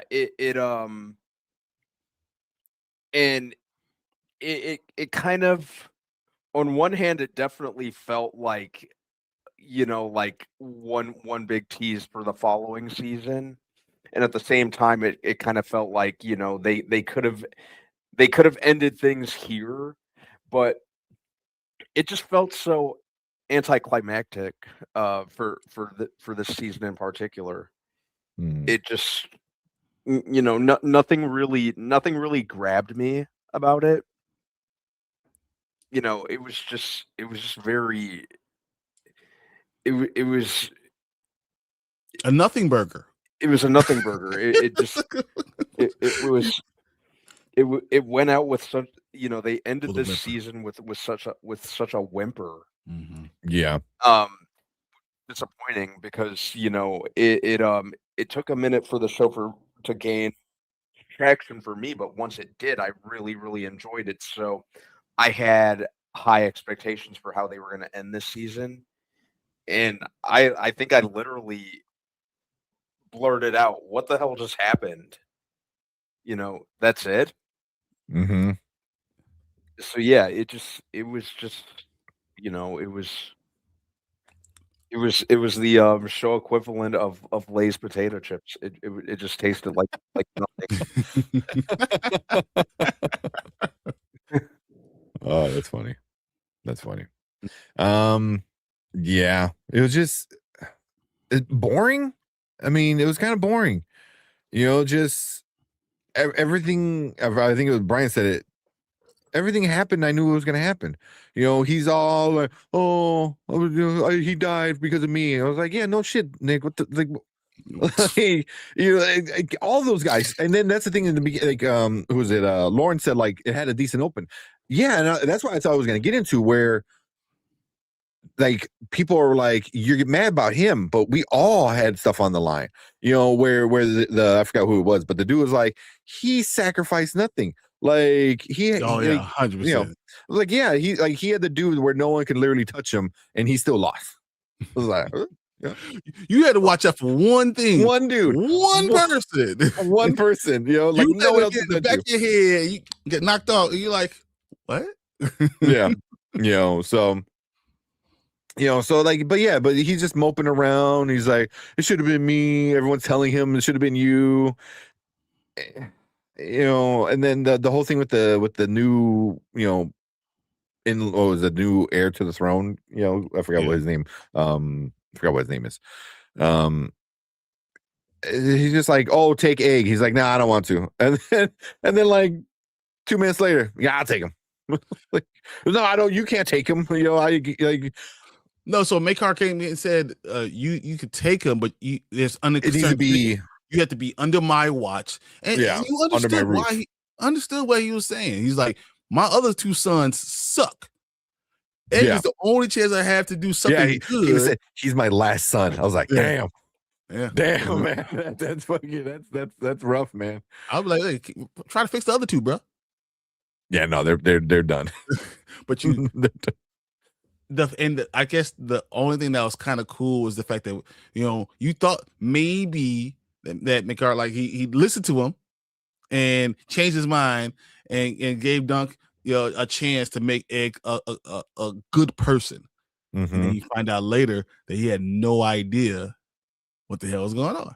Again, Dunk is just so like he doesn't think bad thoughts. You know what I mean? He they're like in his head, he's like, oh, the dude just said he can't go. And then like 5 minutes later, he's like, "Oh, he said I can go now." I was like, It's like what? the teacher Like, with the parents' permission slip, and it's basically it's signed in crayon. yeah, Signed exactly. my dad. My That's exactly what it was. It was just, I'm like, come on, Dunk. And then it's really like on Egg. I'm like, you are a Targaryen, man. You just keep lying and you keep putting Dunk in these bad situations, man. Like he already almost died, because you were like, you could not go in there go tell your uncle. You go tell him. And now you're gonna have the whole Targaryen army coming after Dunk trying to kill him. It was like you kidnapped the prince. All because you want to distance yourself from your family, just kind of for self-serving purposes. Well, I mean, I get it. I mean, at least he sees his family sucks. Yeah, he does. Yeah, he does. He sees it. But also is like, but you're definitely he's using his privilege as a Targaryen prince, and like a boy where you can claim like ignorance. He's definitely using that. So it was like, because he's not ignorant, he knows, and he knows he has the privilege. So it's like you're faking these things, to like, oh yeah, I'm just a poor little boy, who has no power. It was like, bro, what? Like it's the opposite of everything, So yeah, Egg as much as the character, the actor's amazing. He's crushing at it. Egg as a character is, I'm like, all right, now you kind of pissing me off. Like you're gonna get this man killed, and he doesn't know any better to even think about it. So he took a gamble. I will say this. I think he's betting that if no one in his family is going to do anything. He ran away before. Yeah, he ran away before, and they wouldn't even know where he was. Period, unless he said something. Mm-hmm. But now it's different. Now it's different. Now, like, Egg has a legit claim to the throne. He's a crown prince, but he has 2 older brothers. Yeah. So, Arian is his dad. And what's the other one? Is Darren and Arian? Darren? I think it's Darren. Darren is still the one who's really, because now Maekar is the crown. Maekar the First is now the crown prince. Mm-hmm. And everyone's always going to look at him and say, you did this on purpose. Yeah. But maybe Baylor is really not that good. Just, how did you? All you had to do is watch out for one mace. And that's what the guy said. He was like, he had to look out for one mace. Yeah. It was a line that was like, that's all he had to do. Mm-hmm. One guy. Yeah, there's only one guy that can touch him. All these other guys had died. You had one person. One job is your brother. Yeah. What's up, Jason? What's up, Jason? Yeah. So it just Egg is me. I used to run away all the time. Which I mean, before his dad became, next in line, that changes a lot. Because he can run away and you're just like, this kid, he's being a pain in the ass. Now it's just like, especially after what his dad said, where it's like, he's my last son. So it's like, he already knows the 2 older brothers are a-holes. So he's like, Egg has to grow up better because I need to make him. He's my last hope. So if I want to make a good heir to my throne, it has to be Egg, But Darren told you what Darren said that to Dunk was everything. He said, doesn't matter what happens, we're going to make him into a terrible person. Yeah. No matter what. Yeah. So, and I think Egg knew that too. Mm-hmm. He's like, like he knows he needs to get away from the family. Mm-hmm. And that's what he told Dunk. He's like, when Dunk was like, oh, maybe I can fight for Targaryen, and now you had a chance, and he's like, fuck you guys, I'm out, man. Y'all crazy, man. And then Egg's like, I'm out too. And it's like, I see what season 2 is going to be. I think season 2 is going to be kind of fun because it's going to be a kind of cat and mouse kind of thing, and at some point Dunk is going to figure out like, oh wait, they're coming after me. So that's going to be fun. But like Brandman said, this is just an epilogue. It's kind of a setup for season 2. And it wasn't even that good of a setup either. It's just like, But it happened like literally. It was he and hawing for 20 minutes. Yeah. It was only 10 minutes of stuff that actually happened. It could have all happened within there. Yeah. So I think is that the Game of Thrones curse right now? Excuse me. Amazing penultimate. Great penultimate. And then the finale, you're just like, oh, okay. See you next season. I think the writers looked in their room. They're like, "Hey, does anyone got any ideas?" And they looked around, and everyone was like, "Hmm." Make a mopey, and they run away. Done. Yeah.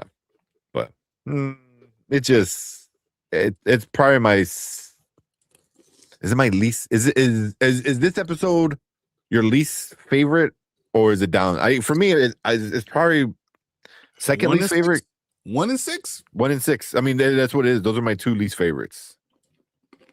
What are you, Brandman? Is this the worst episode of the season, or it's down there? It was such a flat episode that I can't even say if I found it good or bad. I was just so indifferent to it. Yeah. It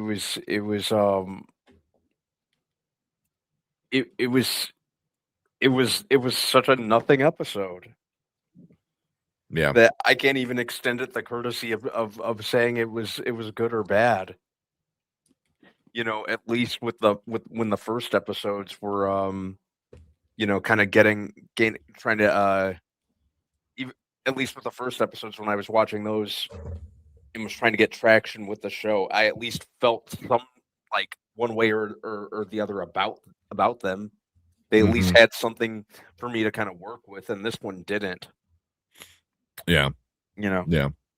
It is even the moment like Lawrence brought up, he was about to cut his throat in sleep, and then the dad kind of like grabbed him and I think that's when he realizes like I can't be with you guys, man. Like I've been back home for like 3 days and already I want to kill you all. Like but then even his dad was like realizing like he needs to be good. He needs to be good. And I think Egg realizes that too. So I'm not mad at Egg for wanting to leave. It's just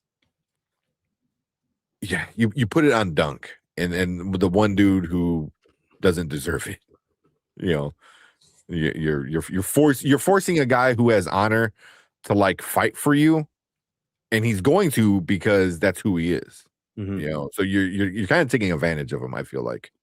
What do you think about the fact that they showed that Dunk never got knighted by Sir Alan, or was the Penny Tree? Is that what's his name? Yeah, Arlen. Is that something? So he never got knighted, right? But he's following this guy, and so at the end of the episode, they're walking. All 3 of them are walking. So and then it's almost like Dunk and Egg continue on their own trail as Sir Alan Pennytree walks off on the side. He goes like their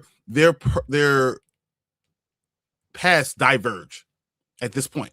There's a point, and it's like going into season 2, their paths no longer are following what happened with Sir Alan Pennytree, and they diverge, and now they're going on their own path, their own new path as they go on. Yeah. I think he's gonna rely less on his mentors kind of name, because like he keeps like praising how great this guy is. I'm like he's not great, he's terrible. But again, that's who Dunk is, so but now he's like he's forging his own path. I think that's what it seemed to me. It seemed like very symbolic. We were going down this path, and now you're going this way. We're going to forge our own path going forth. Yeah. It was also like was it Penny Tree or whatever his name is? Like, sir, he was such an asshole. Yeah, he was such an asshole to his squire, but I feel like now he's the knight, and this is the squire that he's gonna be very different, because of just who he is. So it's like, yeah, their paths, are gonna change. Their ideologies are gonna be different. It's just, yeah. But I mean, yeah, it was just very lackluster. So yeah. But are you guys excited for season 2? I'm still gonna watch season 2 because overall I really enjoyed the show. I don't think this final episode did, bad enough damage to completely tarnish or wipe my excitement for a second season. Mm-hmm. It just, hopefully the writers, bring it a little more strongly, consistently throughout this season. But yeah, overall I really enjoyed this first season. It's a really pleasant surprise for me. Yeah. I don't want to completely write it off just because the final episode didn't do as much for me as the ones before it. Yeah. Is it that it was that bad, or was it because that episode 4 and 5 were so phenomenal that makes episode 6 bad? I mean, it wasn't the last episode of Secret Invasion. Mm-hmm. Oof, yeah. You know what I'm saying? Like, I don't want to say this is a terrible, it was a bad finale for what it did as a show, but not a terrible finale for what terrible finales are. Secret Invasion's terrible finales, like, is in the Hall of Fame of terrible finales. Like, yeah. You can't get worse than this. Like, there's nothing you can do. Bad CGI, bad storytelling, bad everything. This is just like, as you said, it's an epilogue. We knew what was going to happen, and exactly what we thought was going to happen. And it drawn it out for 30 minutes. And it was 30 minutes only. Mm-hmm. Yeah, could be worse. Yeah, could have been an hour. Could have been an hour. Yeah. So, yeah, Tamika said, the journey continues. I'm here for it. Same. Mm-hmm. Are you ready for 7 seasons of it? Too short. A little. I'm kind of curious. Every year it's gonna come around and you're gonna have another one. Yeah. I don't. Season 2, I think, is gonna be a big season. Because I think season 2 is gonna be the make or break. I was like, okay, now you got people, you got them in invested in this relationship between Squire and Knight, between Dunk and Egg, and you kind of want to see what's going on. This next season needs to be good, or you kind of just it's done at that point. And because there's no dragons, there's no big political like game being played, which is probably a plus for the show. You need to have good stories that make you like these characters even more. I think that's gonna be the important part, going forward. But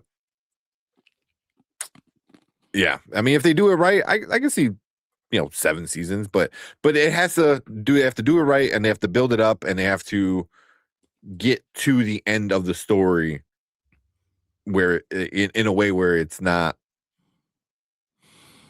like rushed or I don't say boring,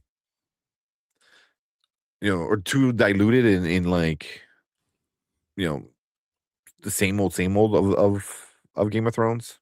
Does it have to be an in-between? Like, we get this, and then we got season 3, of House of the Dragons, and then we get more of this, and then we get season 4, and then we get more of this. Is this a show that's going to hold us over more than anything? Or in between, like the big shows, the big stuff that's happening, and then this is a show that comes in between, or is this a show that you want more like, because it's only six episodes, more like we used to go old TV. You get the one during spring, and then you get one, get in fall, and then you get one in spring and get one fall. Like, you want smaller bites more often. So maybe it doesn't have to be yearly. Maybe it's every 9 months you get something else. Yeah, and it's 6 months. But that makes it, for me, I think that makes it more of a in between kind of thing. It's like, oh, here's in between the big Game of Thrones kind of stories, House of Dragons, whatever other spin-offs they want to do that are like more epic. Here's this cool little side story. I'm cool with that. I'll be cool with that. Yeah. I wonder if a show like this kind of has a shelf life, and by that I mean do you only need like X amount of seasons to do the Yeah. story justice? Because I hate when well, I wouldn't say I hate, but like when some shows kind of fall into that trap of not knowing when to stop, Mm-hmm. and they just keep Yeah. cranking out more and more seasons. So I hope they have an idea in their minds of how long they want to continue this, when to end it. I think it really does a show good when you know when to stop. Mhm. Otherwise you're just kind of going on for the sake of going on. Yeah. So I hope they have a handle on when to kind of call it quits, Mhm. and when to wrap up the story. Yeah. So I'm I mean, I'm kind of curious in that regard. their story has an ending. So Yeah. it's just like, how long do you want to take to get there? And you could Mhm. rush it, and I think that would like ruin a lot of stuff. So you need to, but if you go too slow, it's like, like, no, I want to see, where it goes, because I have to be careful with having child actors because they grow. oh, they're gonna have to recast. quickly. Ask the kid who's playing Aang. Yeah, but for this, it might work out, because maybe he grows up quickly, and now you can skip, do a time jump, and now he's, a teenager, and then maybe he, grows up a little bit more, and he's like, well, that's what they wanted to do. The showrunner is like, wait 10 years and then do it again. Wait 10 more years and do it again. I was like, that's nice, if, to think like that, but I think so. So when do you think season 2 should come out, and when will it? Well, they're already 2 weeks into filming the Yeah. second season, so perhaps maybe roughly around the same time next year it drops. Very beginning of 2027. Same. I'm thinking. Yeah. Do you think you could do this for 7 years? Doing it that way. Thing. You know what I'm saying? Doing it that way. Doing it every year, dropping something else. Can you do this for 7 years? And is Brandman right with the idea that you can lose your luster? Yeah, because I fear that in theory 7 seasons might be a little too much, but I'm just at this point I'm not sure how much room I have to say that, because I've never read the story. So for all I know, you could get 7 seasons out of it, but I think the plot's a little more straightforward than some of the other Game of Thrones content. So, I could see you getting 3-4 seasons maybe out of it. Absolutely max. And even that kind of might be pushing it. Yeah. But I need to maybe I need to do my research and read the story to get a more educated grasp on that. Yeah. Like I said, for me, it just depends on can these characters keep their chemistry, because right now they have the chemistry. Then the boy and the knight, the squire and the knight, have such good chemistry together. So it's just how long is it gonna go? Because the little boy, like Brian said, not gonna be a little boy for much longer. 3 years from now, he looks really young. Until he starts getting some facial hair, until he's, 5'10", 5'11", or starts getting a little more bass in his voice. Are they still gonna have that chemistry? How old is he? He's 10 or 11? I think something like that. So from a 11-year-old to a 14-year-old is huge changes. For me, when I was 10, I was about 5'3", I was about 130 pounds. When I was 14, I was 5'9", 5'10", and I was 135.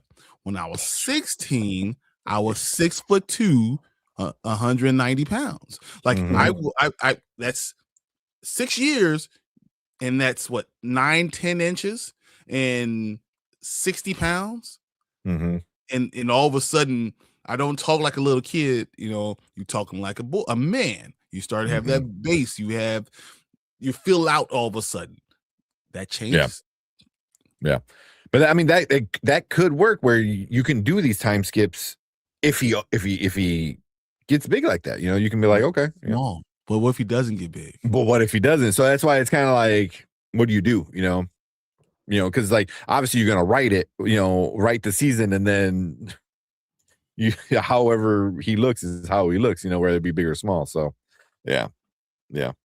If they do a type of skips with the new cast, with a new egg, I think Dunk will remain the same, but you would have to get a new egg if they decide to go with actual time skips.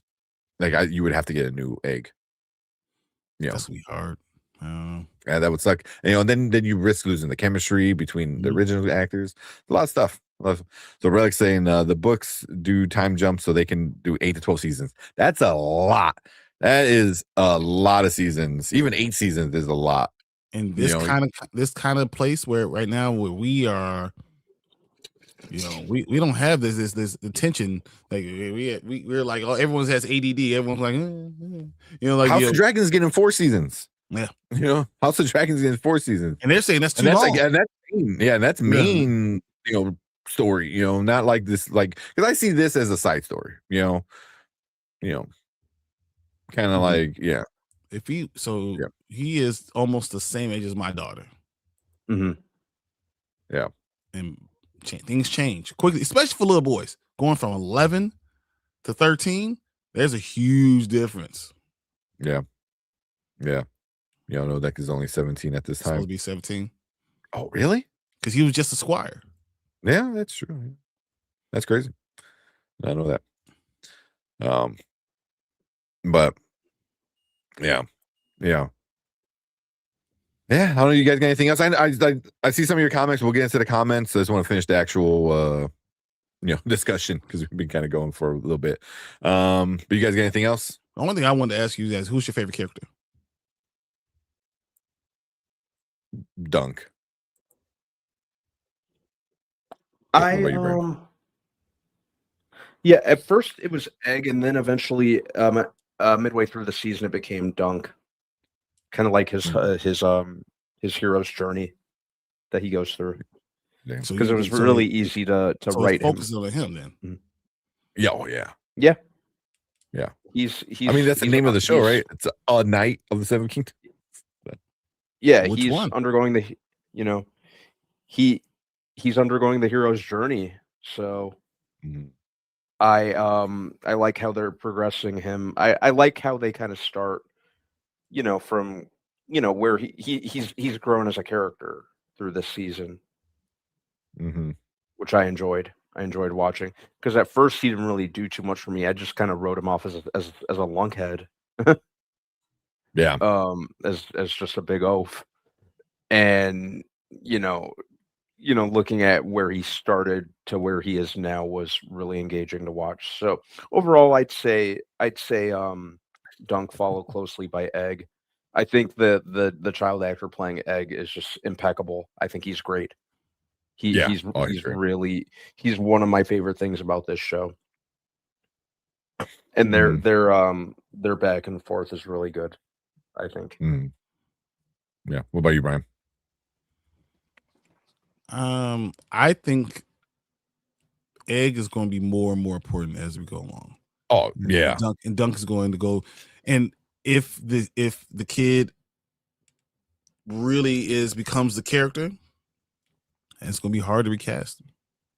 But you say that when you look what they did, Millie Alcock, she got wasn't recast, but they already knew we had to age her up, so we had another person for it.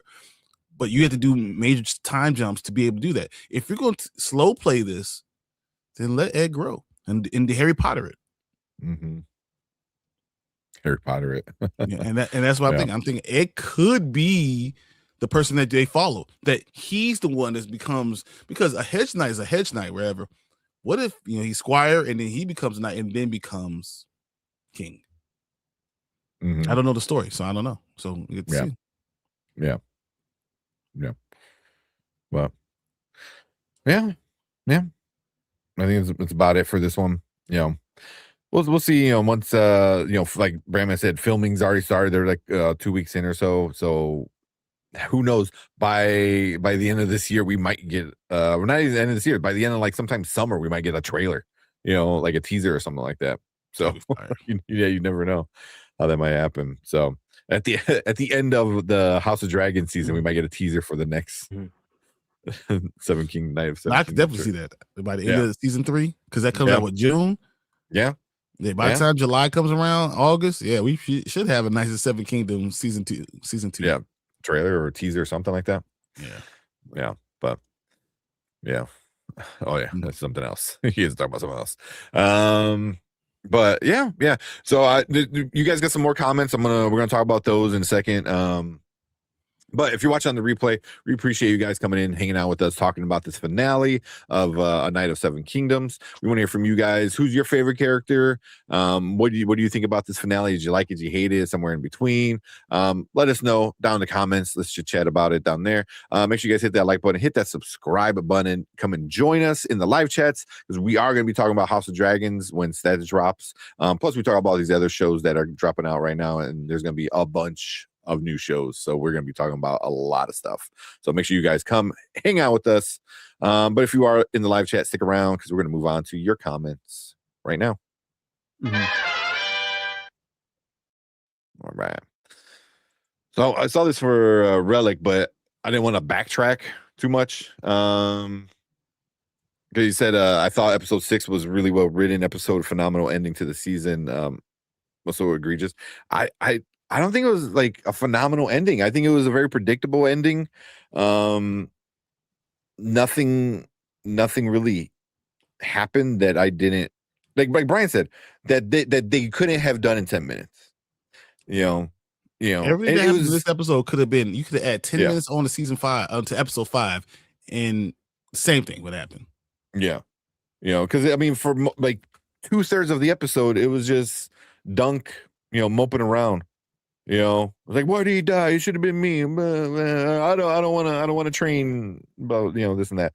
It was just kind of boring. It didn't do anything after that big epic kind of one. Like, I was expecting people to be more angry at him or happy that like, oh shit, this guy got a Targaryen killed.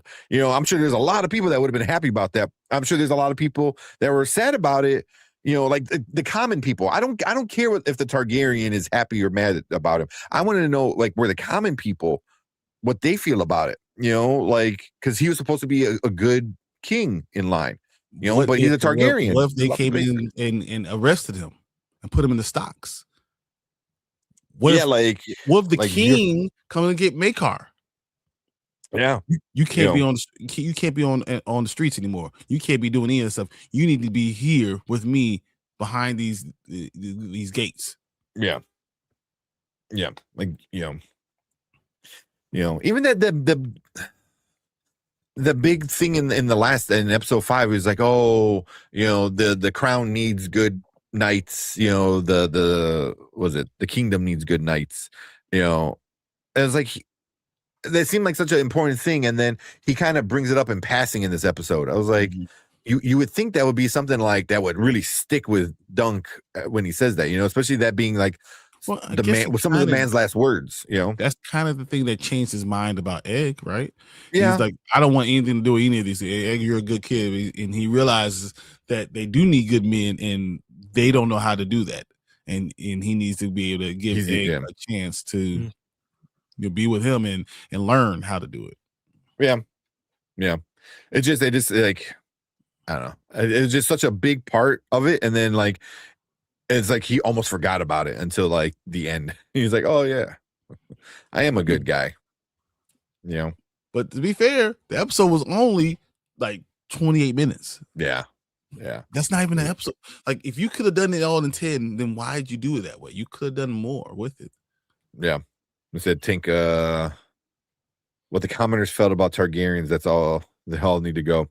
Yeah, but I'm sure there's a lot, though. A lot of them thought that Baylor was going to be like a good king. He was going to be a just king. So I'm sure there was a lot of people. That thought. He was Maekar said. He said every time they see anything that goes wrong, a bad crop, they would say, "Yeah, Baylor would have saved it." Yeah. Like, no matter what you do, they're gonna look at you and say, he would have done better. You would never live up to your brother. Yeah. That like the episode 5 and 3. Yeah, 3, 4, and 5 I thought were like really good episodes. One and 2 1 and 2, even the finale I didn't hate. It's just 1 and 2 I got, they were setting it up, they were starting the story, so it was a little slow-ish, but then once everything got going, it was really good. And then 5 was just so peak that it was like it was so hard to go against that. It's the same thing like the Red Wedding.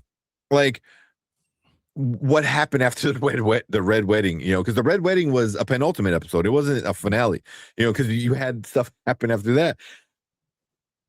It was just like a lot of chaos, a lot of like shit like that. It was like I really don't remember too much of what happened after the Red Wedding. It was just like everyone was talking about that, for weeks and weeks and weeks. So it's hard to happen. I don't know. That's a good question.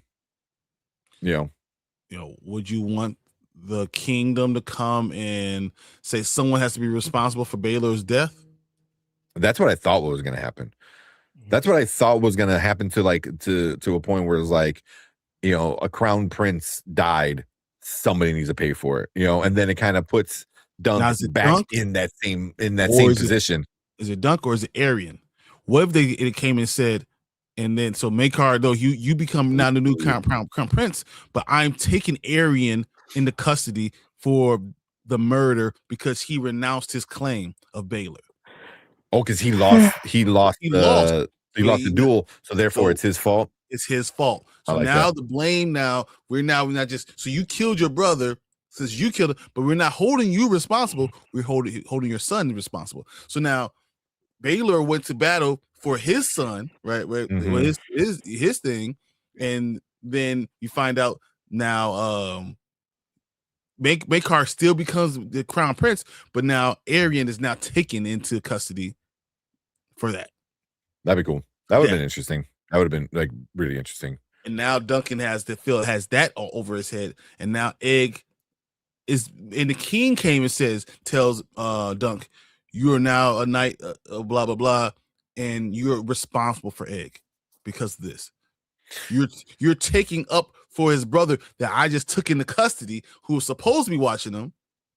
Mm-hmm. You are now you're responsible for him. Yeah, that's what I would have liked more is if Dunk had gotten the blessing to take Egg. I think that would have been more interesting because now in season 2, it's going to be a lot of just chasing Dunk around. I don't know how long. I can see the first like 2 episodes for sure. Probably it getting resolved in the 3rd episode, and then he's back in the same spot. He's like, oh, you disrespected the crown by kidnapping the prince. You have to pay for it. It's like, I don't know.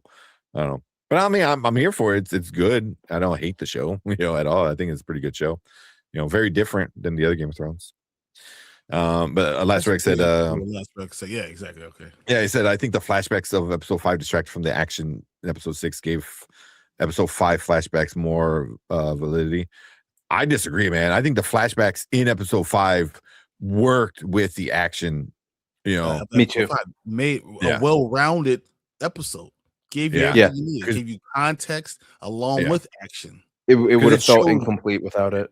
Yeah, because it showed like how and why he's a good person, the willpower and the heart of like not giving up, was a big thing, because he had that like ever since he was a kid, So even though he's not a great fighter, he has more heart than anybody else out there. Like the dude literally came back to life to keep those fighting. Flashbacks felt very necessary in that regard. Yeah. And like I said last week, usually when we get stuff like that, like when we got that first flashback, I rolled my eye. I'm like, oh, this is what it's gonna be. It's gonna be a flashback, and we're gonna get like 2 seconds of fighting, and I thought it worked great with it. Yeah, I thought it worked great with it. That's why I was saying there. Rafe was almost the best character. Oh, she was awesome. Oh, she was awesome. Like she literally carried it and made it so much better because you understood, and now she died for him, and now he's gonna remember this, and now that's why he has some trouble connecting with other people because what happened with Rafe, and that's why he latched on to to the Hedge Knight, and now he's just it's showing why he cares about this and why he cared about Tansel. Mm-hmm. And pushing that story along going forward. So, I thought that would have been really interesting. And that's why I thought that they should have arrested her, and her release could have been a lot of the story for episode 6. Yeah. Yeah. Like the release dealing with being in there, and then Arian having to come because he gave up. Now you're responsible for the death of Baylor. So like it could have been more stuff like that. Like, it gives you more content in itself. Yeah. Yeah. Because I mean, we're gonna get her in season 2. I'm pretty sure we're gonna get her. They're following her trail. Yeah. So yeah. But see, Relic said the Targaryens believe in the will of the gods. They wouldn't go for holding someone accountable. That's illustrated when Baelor's son said his father died in his armor. I think they don't believe it, but they use it. Mm-hmm. They use this, and they've always done it. They did it in Game of Thrones with Dany's brother kind of thing. It's like, God said I'm like their person. Like they use that idea of like being chosen by God. Yeah, I'm they don't believe it. Yeah, you're the chosen one. You're anointed by the God to be this. Yeah. I mean, I'm sure some of them believe it more. Like Baelor, his son said his father died in his armor. Yeah, he was wearing his son's armor, kind of thing. Mm-hmm. Yeah. He said, was the episode 5 the most watched, the highest rated Game of Thrones episode? It is up there. If it's not the highest, I know it's in the top 3. Highest, yeah. Yeah, it's up there for sure. Which is crazy because I saw that before I watched the episode. I was like, really? Like, this is the 5th episode of a brand new show, and it's already one of the best. And I liked it. Yeah. And she said it was the top rated episode of all Game of Thrones. Damn. Books maker gave permission to Egg, and it's possible in the show that he did give permission to Egg. He would have gotten backlash for allowing Egg to go with the knight responsible for Valor's death. Okay, I like that. Like if he actually gave him permission. Yeah. And he was just it was all like, show at the end, and he was saying, "Where is he? Where is he?" Yeah.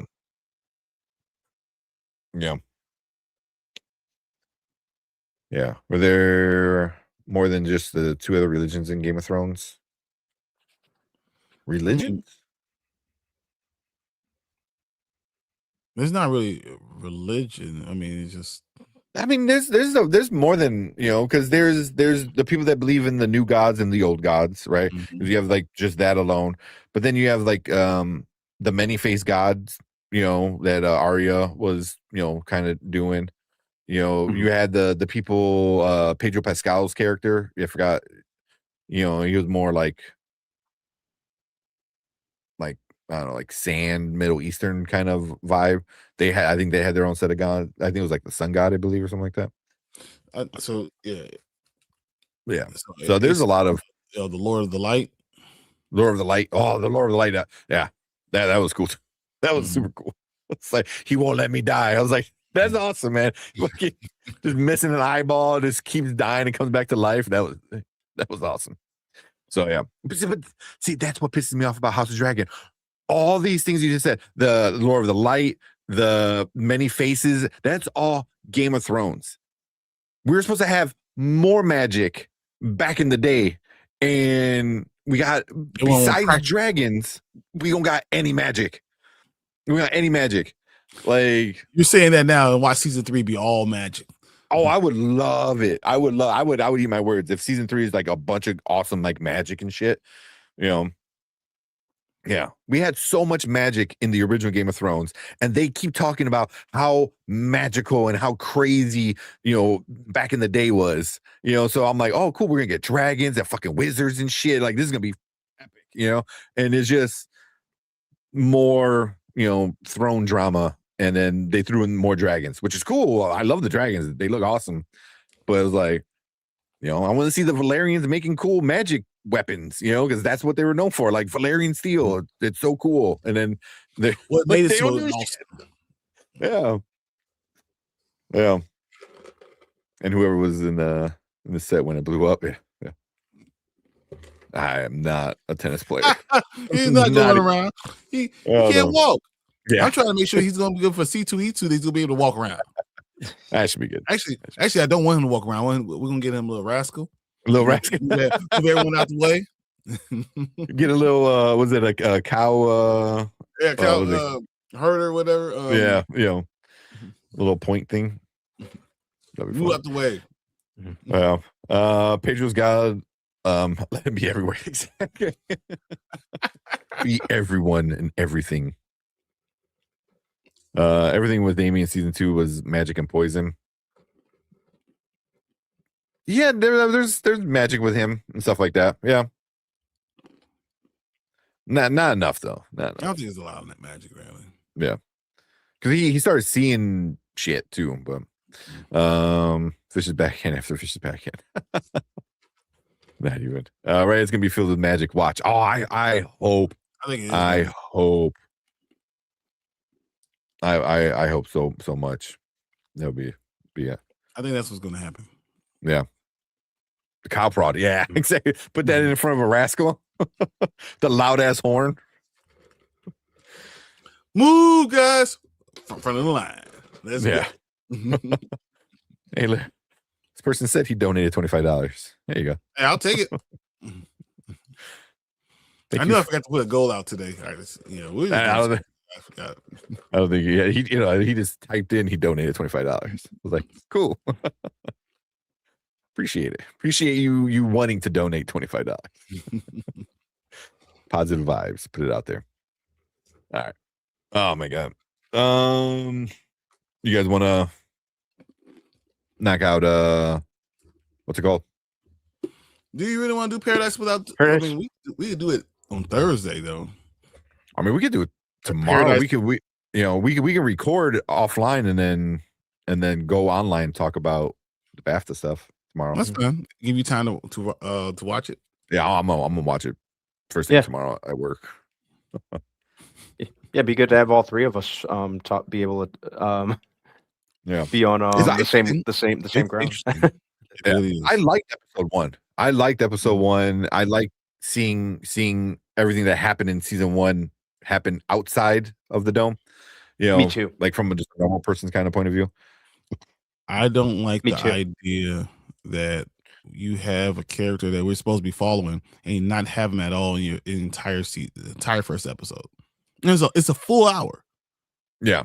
It's a full hour and not having him at all. And there's reasons behind it. And because I watched all 3 episodes and I know why they did. I just thought that you don't not have him there.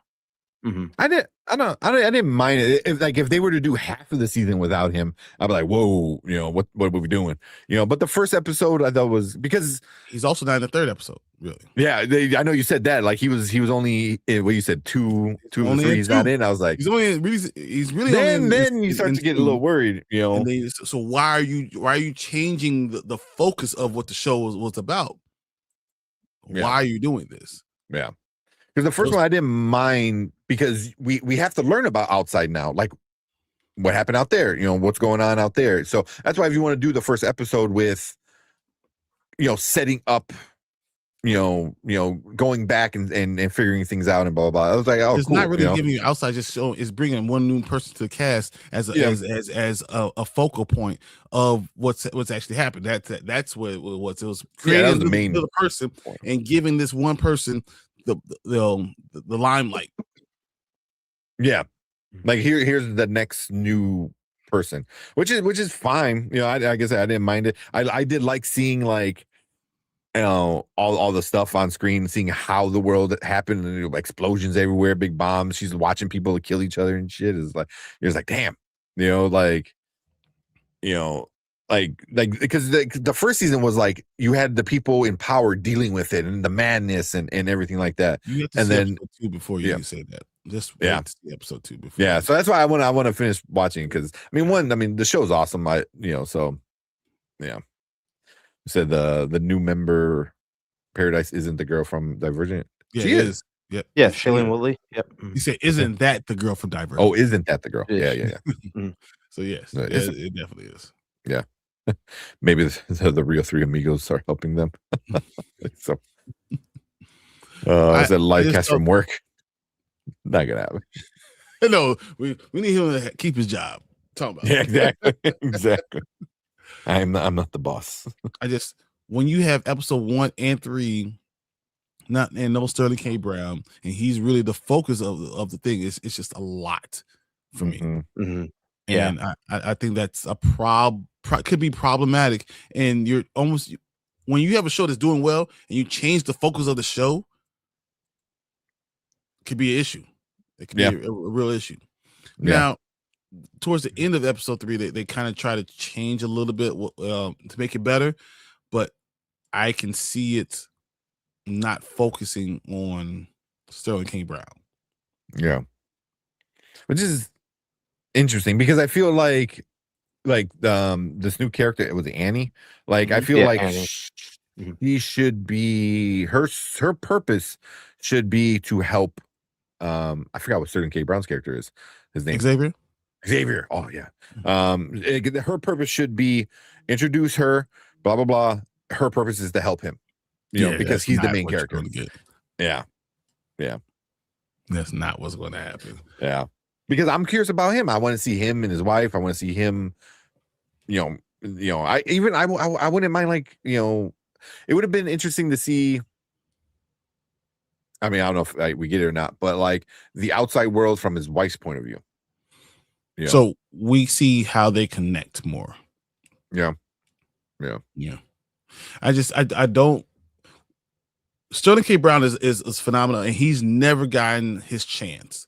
And then when you change the focus of what's happening in the show, I look at this world, and I'm always questioning why you do things. Mm-hmm. And this is what I'm at. I'm at a point right now where I'm questioning, why would they do that?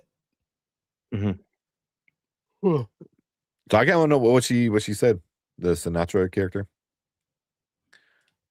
Curious about that. So yeah, everyone's like, that's who that is. Yeah. I mean, she dated Aaron Rodgers, so I had to hate her a little bit. So yeah. She used to be one of like a crystal mommy with Aaron Rodgers, getting high all the time. Like, match made in heaven. Yeah. She said by the time it's all over, everyone will have different opinion on her. Okay. Man, I wish you saw more. Because I can't tell you, because there's so much that's going to happen. I know exactly.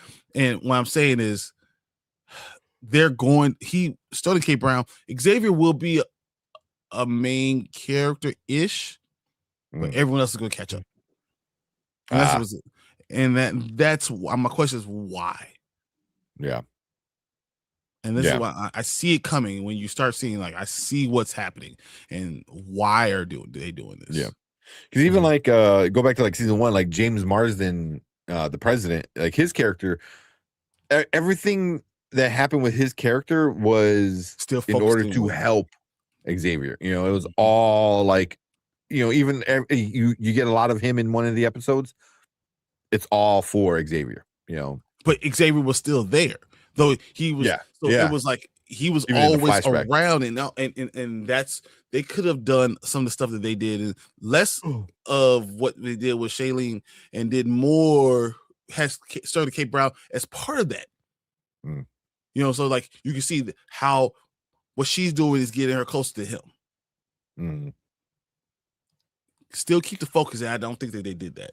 I think they're shifting their focus, and that's always problematic to me. Yeah. Like he said, like don't, or Fernando said it, don't fix what's not broken. Exactly. Yeah, but episode 2 is full. Exactly. Just him. It's all, but then you get back to 3 and you have to get back to the town. So they're crazy. Bless you. Yeah. So that's one of the reasons I enjoy Paradise so much. I can usually see and know what exactly is going to happen at every show. This one kept me guessing. Oh, sorry. But no, I think I knew exactly what was going on. As much as I liked episode 2, I knew exactly what was going to happen in episode 2. Mm-hmm. Yeah. Episode 3, the end of episode 3, I have no idea what the hell is going to happen. Yeah. By the way, King Brown is King Lothar and Voltron. Yeah. Which is awesome. Yeah. See that. Well, they can give him all that makeup, right? Probably. Yeah, probably. I think you're not going to do CGI of that.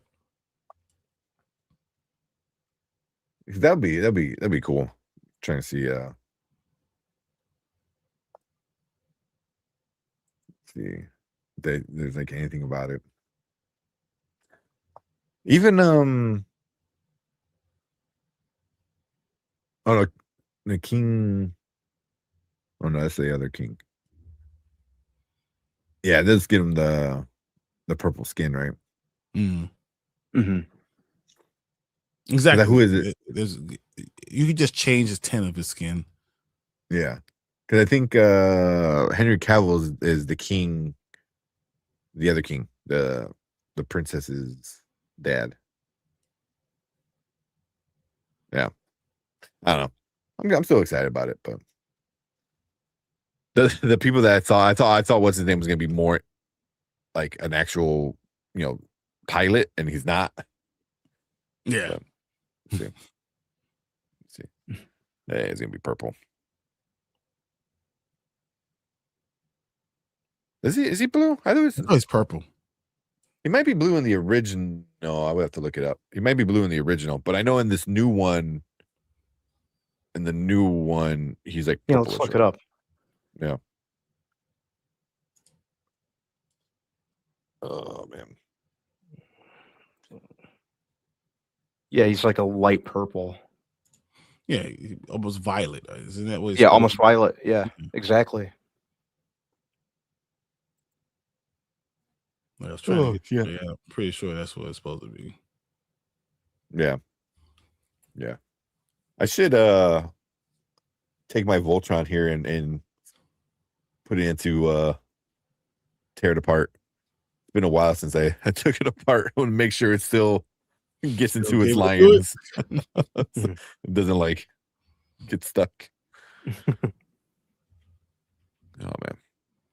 Will Brandman see Scream? I can answer that. Exactly. Absolutely not. That will not see a dime of my money. Yeah. I watch it, but not in the theaters. Call it on FX. Yeah. I'll probably watch it on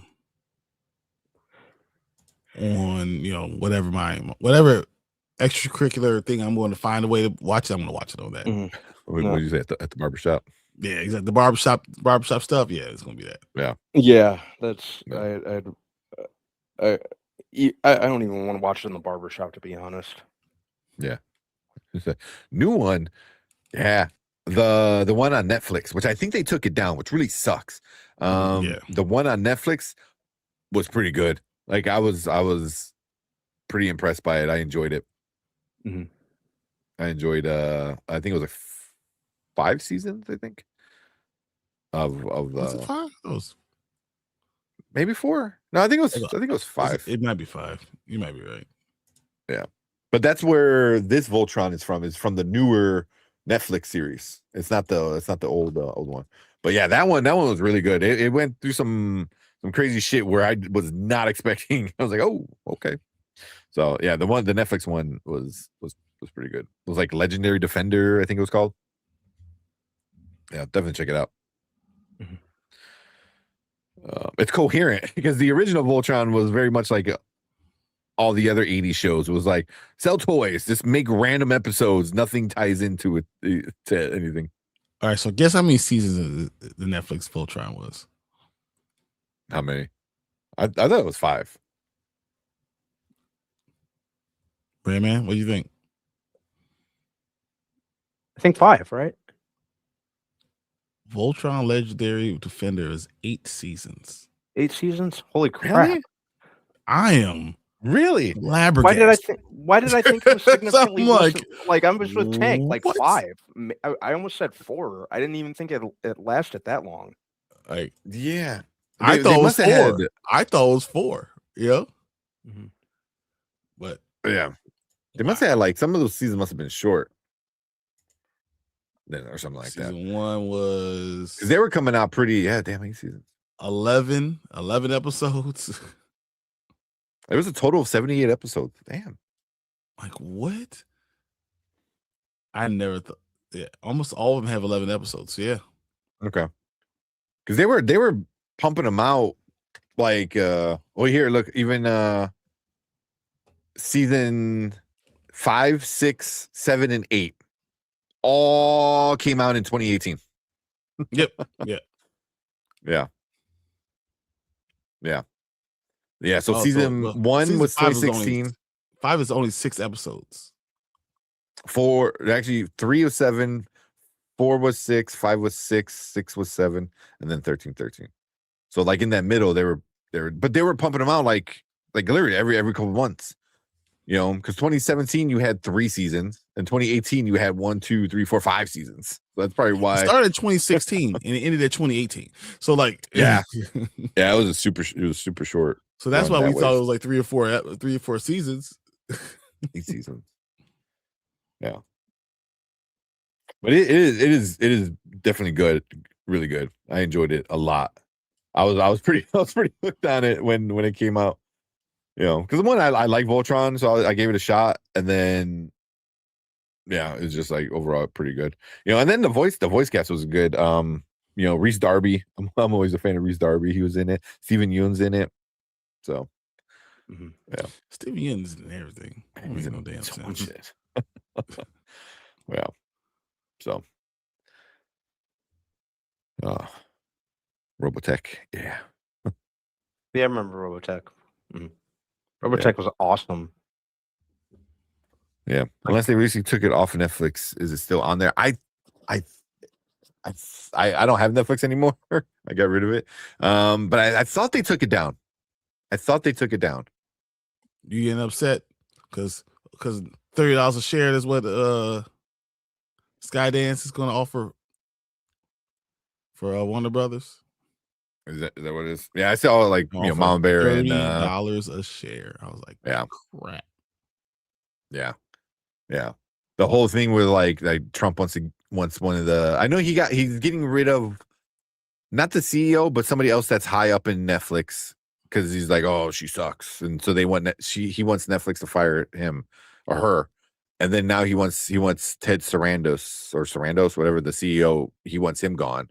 Like, how do you decide any of this crap? He does whatever the fuck he wants, bro. Oh my god, I hate. Oh my goodness. It was just told like, oh, tariffs are illegal. He's like, okay, what about this? More tariffs. I was like, bro, what? Yeah. Oh boy. Yeah. But I mean, we're not doing it until Thursday. We're not going to do it. We're just talking about it, but we're not. Yeah. The rate, nah, because I didn't see all of it yet. So, yeah. Maybe we'll talk about it tomorrow or Thursday. Yep. But what else is coming out on Thursday?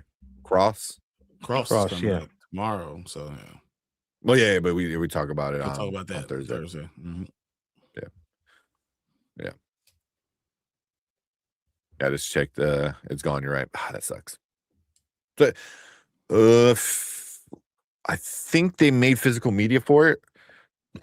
So I think you can, if you really want to see, I think you can pull it from the library. So like most libraries, you can rent it from there.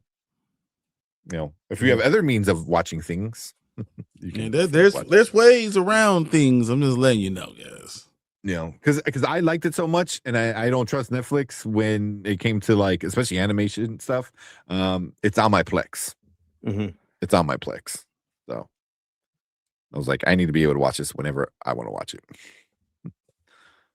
Yeah. Oh man, the black woman is who Trump is talking about. Yeah.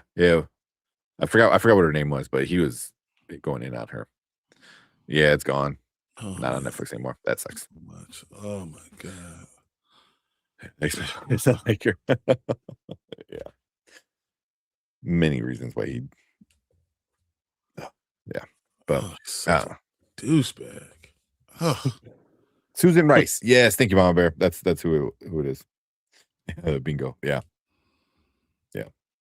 So it's just I don't. It literally makes you want to leave. Like it really does. Like my god. I don't want it. Because you see like all the shit. Well, I don't get too much into it, but all the shit with CBS, where CBS is like reporting like, oh, that America helped Mexico with killing the cartel big boss, and Mexico's like, the fuck you did? Like, no, you didn't. And people are like, well, it's CBS. I was like, CBS is owned by Ellison, who's pretty much gonna say whatever the hell Trump wants him to say. So and Barry Weiss is just like he's gonna just follow suit because she wants to get paid. So I was like yeah, they're gonna lie.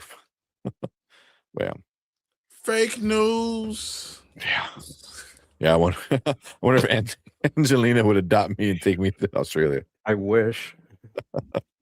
Take me, Angelina. It might be a problem. You can't.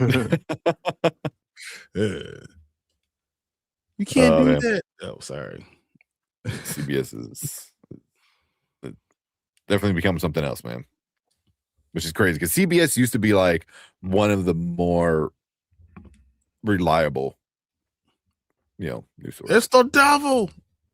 Yeah, I would go too. Yeah. Take me with. Where you going? I don't care where you're going. Just take me with. You guys got anything else? No, we're good tonight. I think that's about it on my end. Yeah. It's kind of a lot of hanging out with Chad and stuff like that. It's always appreciate. Yeah, we could do it. And I said we could do our real stuff tomorrow, man. And yeah. Man. So, there's a Discord that jokes about me smuggling people into Canada. Oh, yeah, jokes. Hey, there's a Comic-Con in Toronto. We should be doing that, and then just so Homer Simpson just fade into the bush, fade into the maple leaves. Have a Montreal hat on. What are you talking about? Except the Underground Railroad to Canada.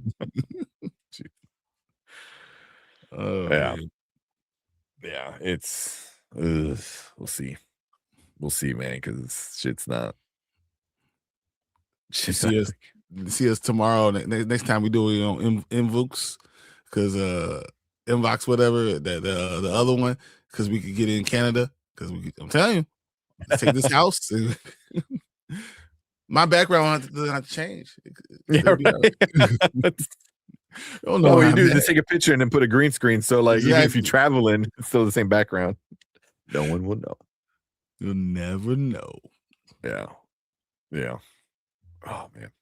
I mean, that's one thing. I've been looking at because I have my nursing degree and Erica has her library degree.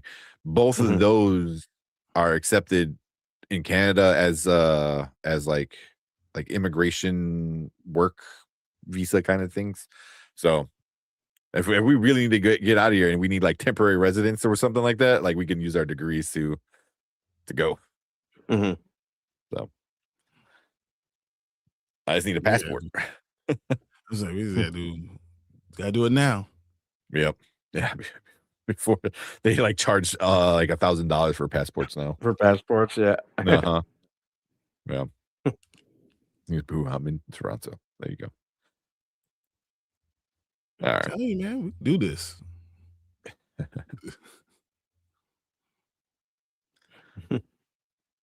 So it's going to Austria or Netherlands. Netherlands is a good place to go. I mean, if you could deal with the other stuff, I mean, Sweden. You know, they got What? great healthcare, got great Oh, yeah. education. You only have 30-hour work weeks.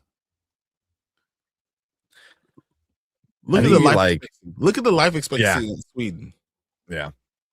Yeah, I think, and then you get I mean, I don't know if you plan on having any kids or anything, but maybe for your kids, but the paternity leave or maternity leave is like, well, I think maternity leave is like a year or close to a year, something like that. It's a decent amount of time, and it's paid. I was like, damn. So the life expectancy in Sweden is 84 years. Okay. Huh. Do you guys know what the life expectancy is? I think on average, it's got to be what, 76, 78, I think. In the USA. The United States is 79, but 79. 73 for men. I know it's lower for men than it is for women. Yeah. Yeah. Free healthcare too. Yeah. And education, you can do whatever the hell you want. Like, you literally, come on. That's how you do it. Yeah. Just need to find somewhere that speaks English. Free healthcare. Yeah. You know, South Korea has one of the highest life expectancies. Yep. Monaco and South Korea and Japan. Monaco. Huh? Monaco's number 1 in the world. Really? Mm-hmm. Okay. That's interesting. I guess I would have figured Japan. I would have figured Japan. Monaco's number 1 at 86.5. Japan and Korea are both 85. Not bad. I don't know, man. I can't even imagine living that. I mean, when I guess when I was like 15, I couldn't imagine being like 40. Mm-hmm. Now I'm 40. I can't imagine being 80. That's how it usually goes, right? Yeah. Yeah. I'm gonna ride this until the wheels fall off. I'm working out every day. I'm gonna ride until the wheels fall off. Yeah. Yeah. That's why I'm trying to get everything situated, because I'm like, all right, I need to be able to be around for my kids. You know, definitely got a purpose. Hey, Australia is 84.184 years. That's not bad. Even with all those Italy is 84.26. The hole in the ozone layer, like right above Australia too. Somehow, even the Earth is trying to kill you. and the life expectancy is still better than America. Canada's life expectancy is 83.2. Damn. Yeah. Also, that Australian women love black men. Hey, we got to go find out.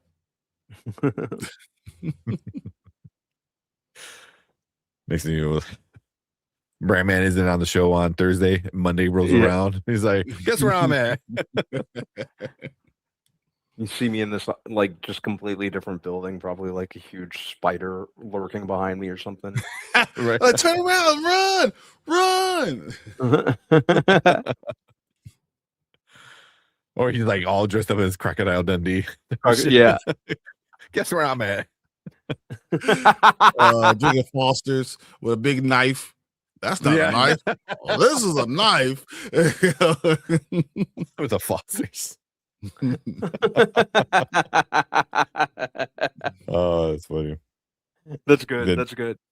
Then the clown train didn't take over the Netherlands. That was Greenland. Trying to take over Greenland. But I think who owns Greenland? Was it Denmark?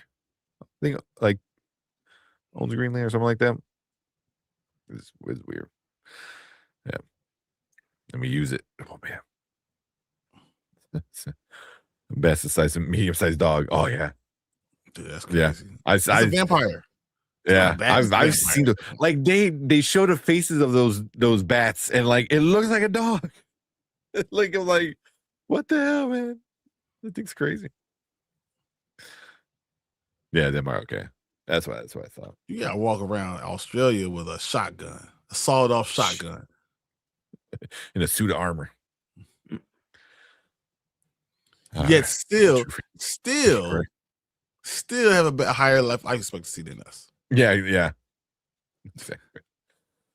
Man. Yeah, there's only like, isn't there like only like a handful of places you can actually live in like Australia? Because like most of it's like deadly desert. Yeah. So it's like the whole middle of the country, like you can't even go to, like, you can't even drive past. Like it's like because you would die. Yeah, that's what giant fruit bat. That's what it is. Those things are crazy. Freaking dogs, man. They have like a dog face.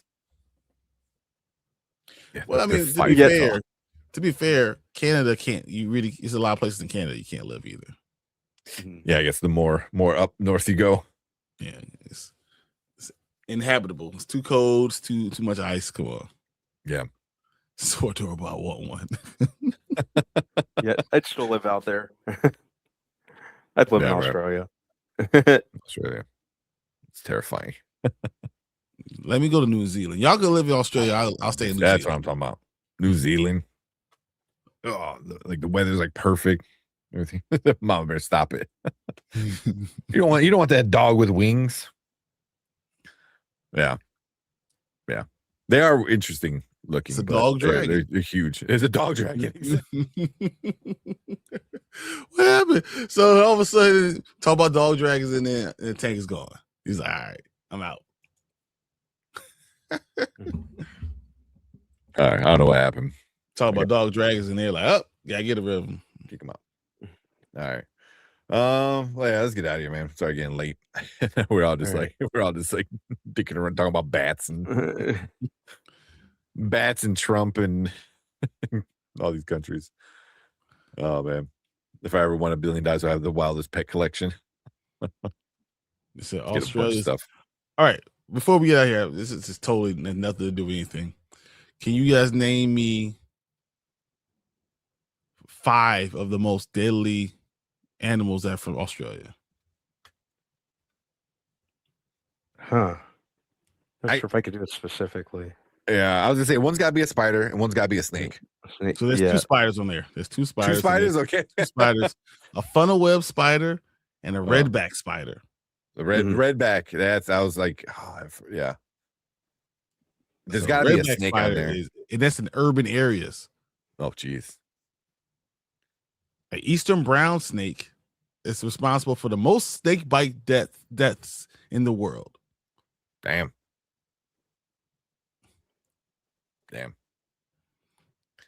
What are the other kangaroos? 2? Kangaroos are dangerous because they have sharp claws. Yeah, and they're jacked as shit too. Yeah. That was a new one. That's another one. It's the saltwater crocodile. Huh.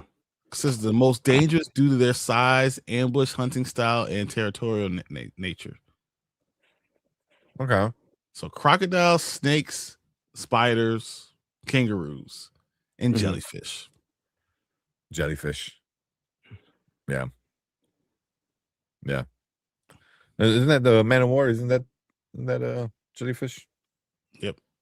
Yeah. All right. And that's not even to talk about sharks. Oh, geez. Sharks. Yeah, sharks and the blue ring octopus. Yeah, I heard about that. The blue ring octopus. Like there was a video. Now people think it's AI, but there's a guy holding it, and it's super small, like little octopus, and he's just like holding it, and it's just like kind of running around in his hand, and people are like, "You don't know how close you were to being dead." You know, like that thing will kill you, and you die like super quick.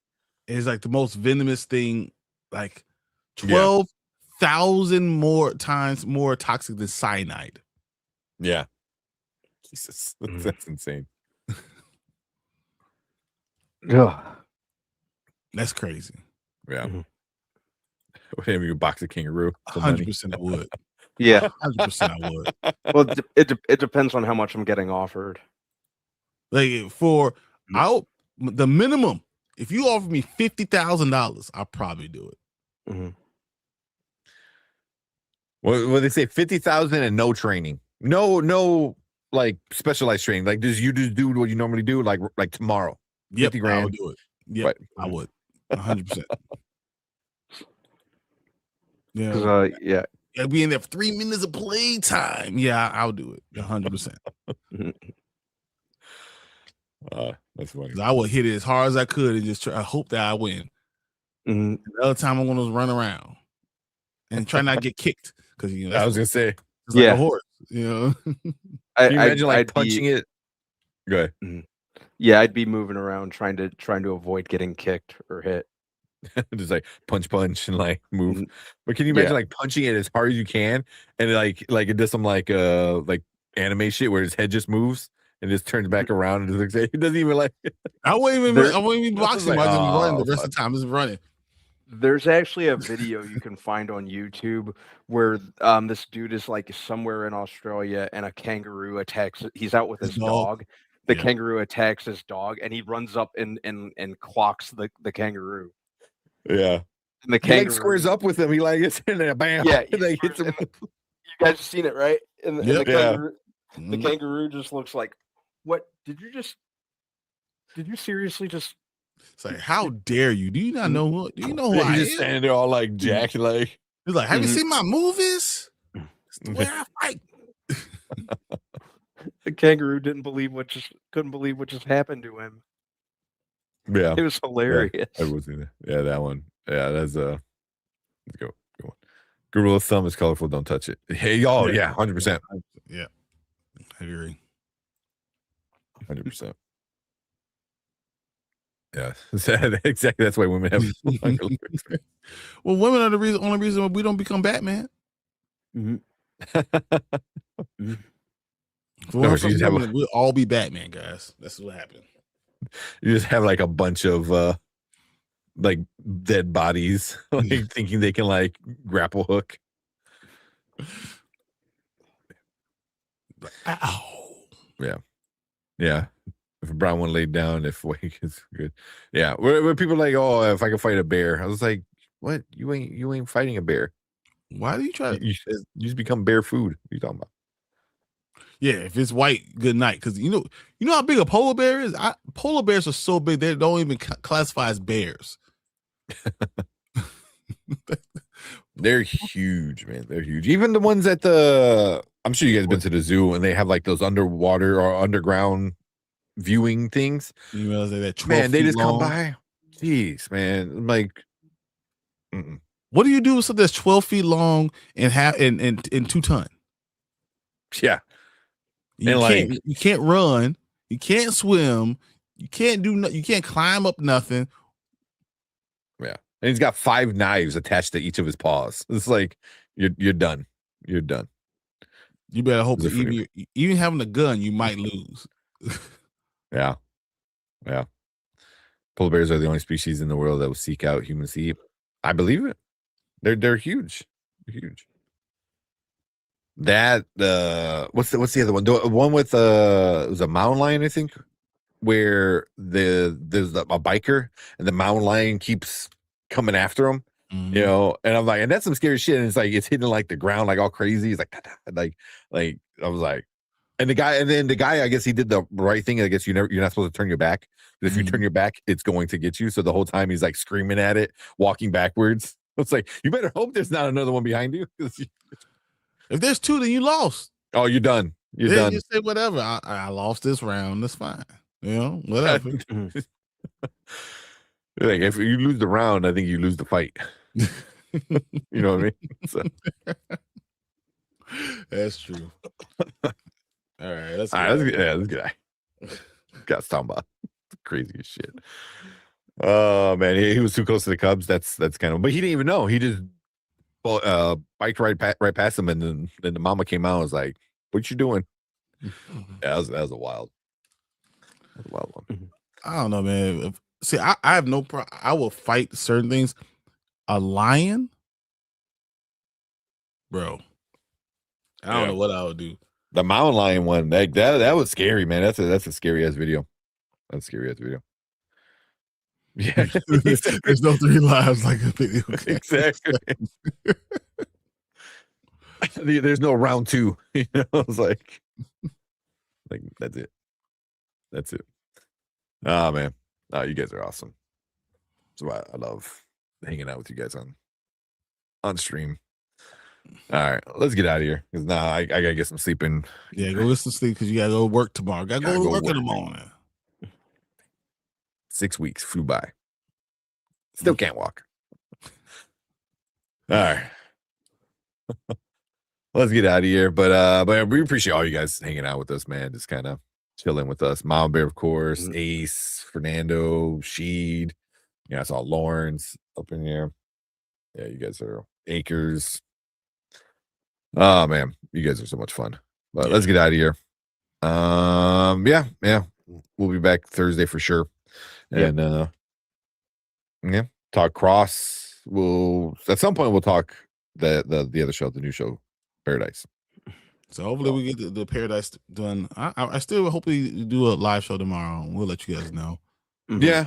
I think everything should go good for that. You know, we just can't make it like 4 hours. Well, oh no, look, guys, I want to have the talk hour. It was gonna be longer than that, but yeah. But we'll see. See how it goes. We get that, but it'll be a good talk for sure. Good luck at work. Yeah, 6 weeks. 6 weeks flew by. You did. Flew by. All right. Yeah, let's get out of here. We will see you guys probably tomorrow. Talk about the BAFTA stuff. So get ready for some serious conversations, stuff like that. So, but yeah, appreciate all you guys coming in and hanging out with us. But we will see you guys probably tomorrow. Soon? Yeah, soon. All right, everyone have a good night. Later. Good night, everyone.